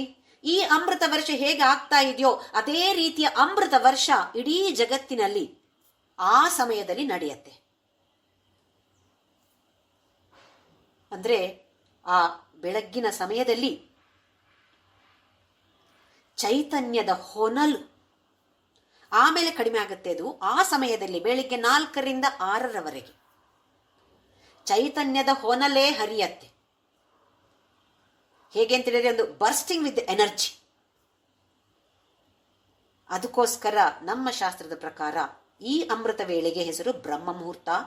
ಈ ಬ್ರಹ್ಮ ಮುಹೂರ್ತದಲ್ಲಿ ಯಾರು ಸಾಧನೆಯನ್ನ ಮಾಡ್ತಾರೋ ಅವರಿಗೆ ತುಂಬಾ ಫಲ ಸಿಗತ್ತೆ ಅಂತ ಹೇಳ್ತಾರೆ. 5 ಗಂಟೆಗೆ ಎದ್ರೂ ಪರವಾಗಿಲ್ಲ, 5:30 ಗಂಟೆಗೆ ಎದ್ರೂ ಪರವಾಗಿಲ್ಲ. ನಮ್ಗೇನು ಅಂತ ಹೇಳಿದ್ರೆ ಎದ್ದ ತಕ್ಷಣ ಮೊದಲೊಂದು ಕಾಫಿ ಕುಡಿಬೇಕು, ಆಮೇಲೆ ಅಡಿಗೆ ಮನೆ ಕರಿಯತ್ತೆ ಅಲ್ವಾ, ಇರತ್ತೆ. ಇದೆಲ್ಲವೂ ನಮ್ಮ ಗೃಹಸ್ಥರಿಗೆ ಸಾಮಾನ್ಯವೇ. ಆದರೂ ಅದರಲ್ಲಿ ಒಂದು 5 ನಿಮಿಷ, 6 ಗಂಟೆ ಆಗಿಲ್ಲ, ಇನ್ನೊಂದು 5 ನಿಮಿಷ ಧ್ಯಾನ ಮಾಡ್ತೇನೆ. ಕಿರೀಟ ಹೀಗಿದೆ, ಗುಂಗುರು ಕೂದಲು ಹೀಗಿದೆ, ಅವಳ ಲಲಾಟ ಹೀಗಿದೆ, ಯಾವುದೋ ಒಂದರ ಬಗ್ಗೆ ಒಂದು 5 ನಿಮಿಷ. ನಮ್ಮ ಶಾಸ್ತ್ರ ಯಾವುದನ್ನು ಸುಮ್ಮನೆ ಏನು ಹೇಳ್ತಾ ಇಲ್ಲ. ಖಂಡಿತವಾಗಿಯೂ ಅದನ್ನ ಅನುಭವಿಸಿಯೇ ಋಷಿಮುನಿಗಳು ರಚಿಸಿರುವಂತಹದ್ದು. ಅವರೆಲ್ಲ ಅನುಭವಿಸಿದ್ದಾರೆ ಅಂತ ಆದ್ರೆ ನಮ್ಮ ಅನುಭವಕ್ಕೆ ಯಾಕೆ ಬರೋದಿಲ್ಲ? ಖಂಡಿತವಾಗಿಯೂ ಬಂದೇ ಬರುತ್ತೆ. ಪ್ರಯತ್ನವನ್ನ ನಾವು ಮಾಡಬೇಕು ತಾನೆ. ಹಾಗಾಗಿ ನಾಳೆಯಿಂದ ಎಲ್ಲರೂ ಬೇಗ ಹೇಳೋರೆ ಗೊತ್ತಿದೆ. 3 ಗಂಟೆಗೆ 4 ಗಂಟೆಗೆ ಹೇಳ್ಬೇಕು ಅಂತ ಏನೂ ಇಲ್ಲ. 5 ಗಂಟೆ 5:30 6 ಗಂಟೆಗೆ ಎದ್ರು ಕೂಡ ಮೊದಲು ಒಂದು 5 ನಿಮಿಷ, ಓಹೋ ಇನ್ನು ಸೂರ್ಯೋದಯ ಆಗಿಲ್ಲ. ಆಹೋ, ಹಾಗಾದ್ರೆ ತುಂಬಾ ಎನರ್ಜಿ ಇದೆ, ಆ ಚೈತನ್ಯವನ್ನ ನಾನು ಸ್ವೀಕಾರ ಮಾಡ್ತೇನೆ, ನನ್ನಲ್ಲಿ ತುಂಬಿಕೊಳ್ತಾ ಇದೆ ಚೈತನ್ಯ ಅಂತ ಹೇಳುವ ಊಹನೆಯನ್ನ ಮಾಡಬೇಕು. ಜಗನ್ಮಾತೆ ನನ್ನಲ್ಲಿ, ನನ್ನ ದೇಹದಲ್ಲಿ, ನನ್ನ ಮನಸ್ಸಿನಲ್ಲಿ, ನನ್ನ ಬುದ್ಧಿಯಲ್ಲಿ ಚೈತನ್ಯವನ್ನ ತುಂಬಿಸ್ತಾ ಇದ್ದಾಳೆ ಅಂತ ಹೇಳುವ ಊಹನೆಯನ್ನ ಯಾಕೆ ನಾವು ಪ್ರಯತ್ನ ಮಾಡಬಾರ್ದು? ಖಂಡಿತವಾಗಿಯೂ ಈ ಸಾಧನಾ ಪಥದಲ್ಲಿ ರಾಕೆಟ್ ಹಾಗೆ ನಾವು ಮುಂದಕ್ಕೆ ಹೋಗುವ ಸಾಧ್ಯತೆ ಖಂಡಿತವಾಗಿಯೂ ಇದ್ದೇ ಇರುತ್ತೆ. ಓಂ ಶ್ರೀರಾಮ್ ಜಯ ರಾಮ್ ಜಯ ಜಯ ರಾಮ್, ಓಂ ಶ್ರೀರಾಮ್ ಜಯ ರಾಮ್ ಜಯ ಜಯ ರಾಮ್, ಓಂ ಶ್ರೀರಾಮ್ ಜಯ ರಾಮ್ ಜಯ ಜಯ ರಾಮ್, ಓಂ ಶ್ರೀರಾಮ್ ಜಯ ರಾಮ್ ಜಯ ಜಯ ರಾಮ್, ಓಂ ಶ್ರೀರಾಮ್ ಜಯ ರಾಮ್ ಜಯ ಜಯ ರಾಮ್, ಓಂ ಶ್ರೀರಾಮ್ ಜಯ ರಾಮ್ ಜಯ ಜಯ ರಾಮ್, ಓಂ ಶ್ರೀರಾಮ್ ಜಯ ರಾಮ್ ಜಯ ಜಯ ರಾಮ್, ಓಂ ಶ್ರೀರಾಮ್ ಜಯ ರಾಮ್ ಜಯ ಜಯ ರಾಮ್, ಓಂ ಶ್ರೀರಾಮ್ ಜಯ ರಾಮ್ ಜಯ ಜಯ ರಾಮ್, ಓಂ ಶ್ರೀರಾಮ್ ಜಯ ರಾಮ್ ಜಯ ಜಯ ರಾಮ್, ಓಂ ಶ್ರೀರಾಮ್ ಜಯ ರಾಮ್ ಜಯ ಜಯ ರಾಮ್, ಓಂ ಶ್ರೀರಾಮ್ ಜಯ ರಾಮ್ ಜಯ ಜಯ ರಾಮ್. ಓಂ ಅಸತೋ ಮಾ ಸದ್ಗಮಯ ತಮಸೋ ಮಾ ಜ್ಯೋತಿರ್ಗಮಯ ಮೃತ್ಯೋರ್ಮಾ ಅಮೃತಂ ಗಮಯ. ಓಂ ಶಾಂತಿ ಶಾಂತಿ ಶಾಂತಿ. ಲೋಕಾ ಸಮಸ್ತಾ ಸುಖಿನೋ ಭವಂತು, ಲೋಕಾ ಸಮಸ್ತಾ ಸುಖಿನೋ ಭವಂತು, ಲೋಕಾ ಸಮಸ್ತಾ ಸುಖಿನೋ ಭವಂತು.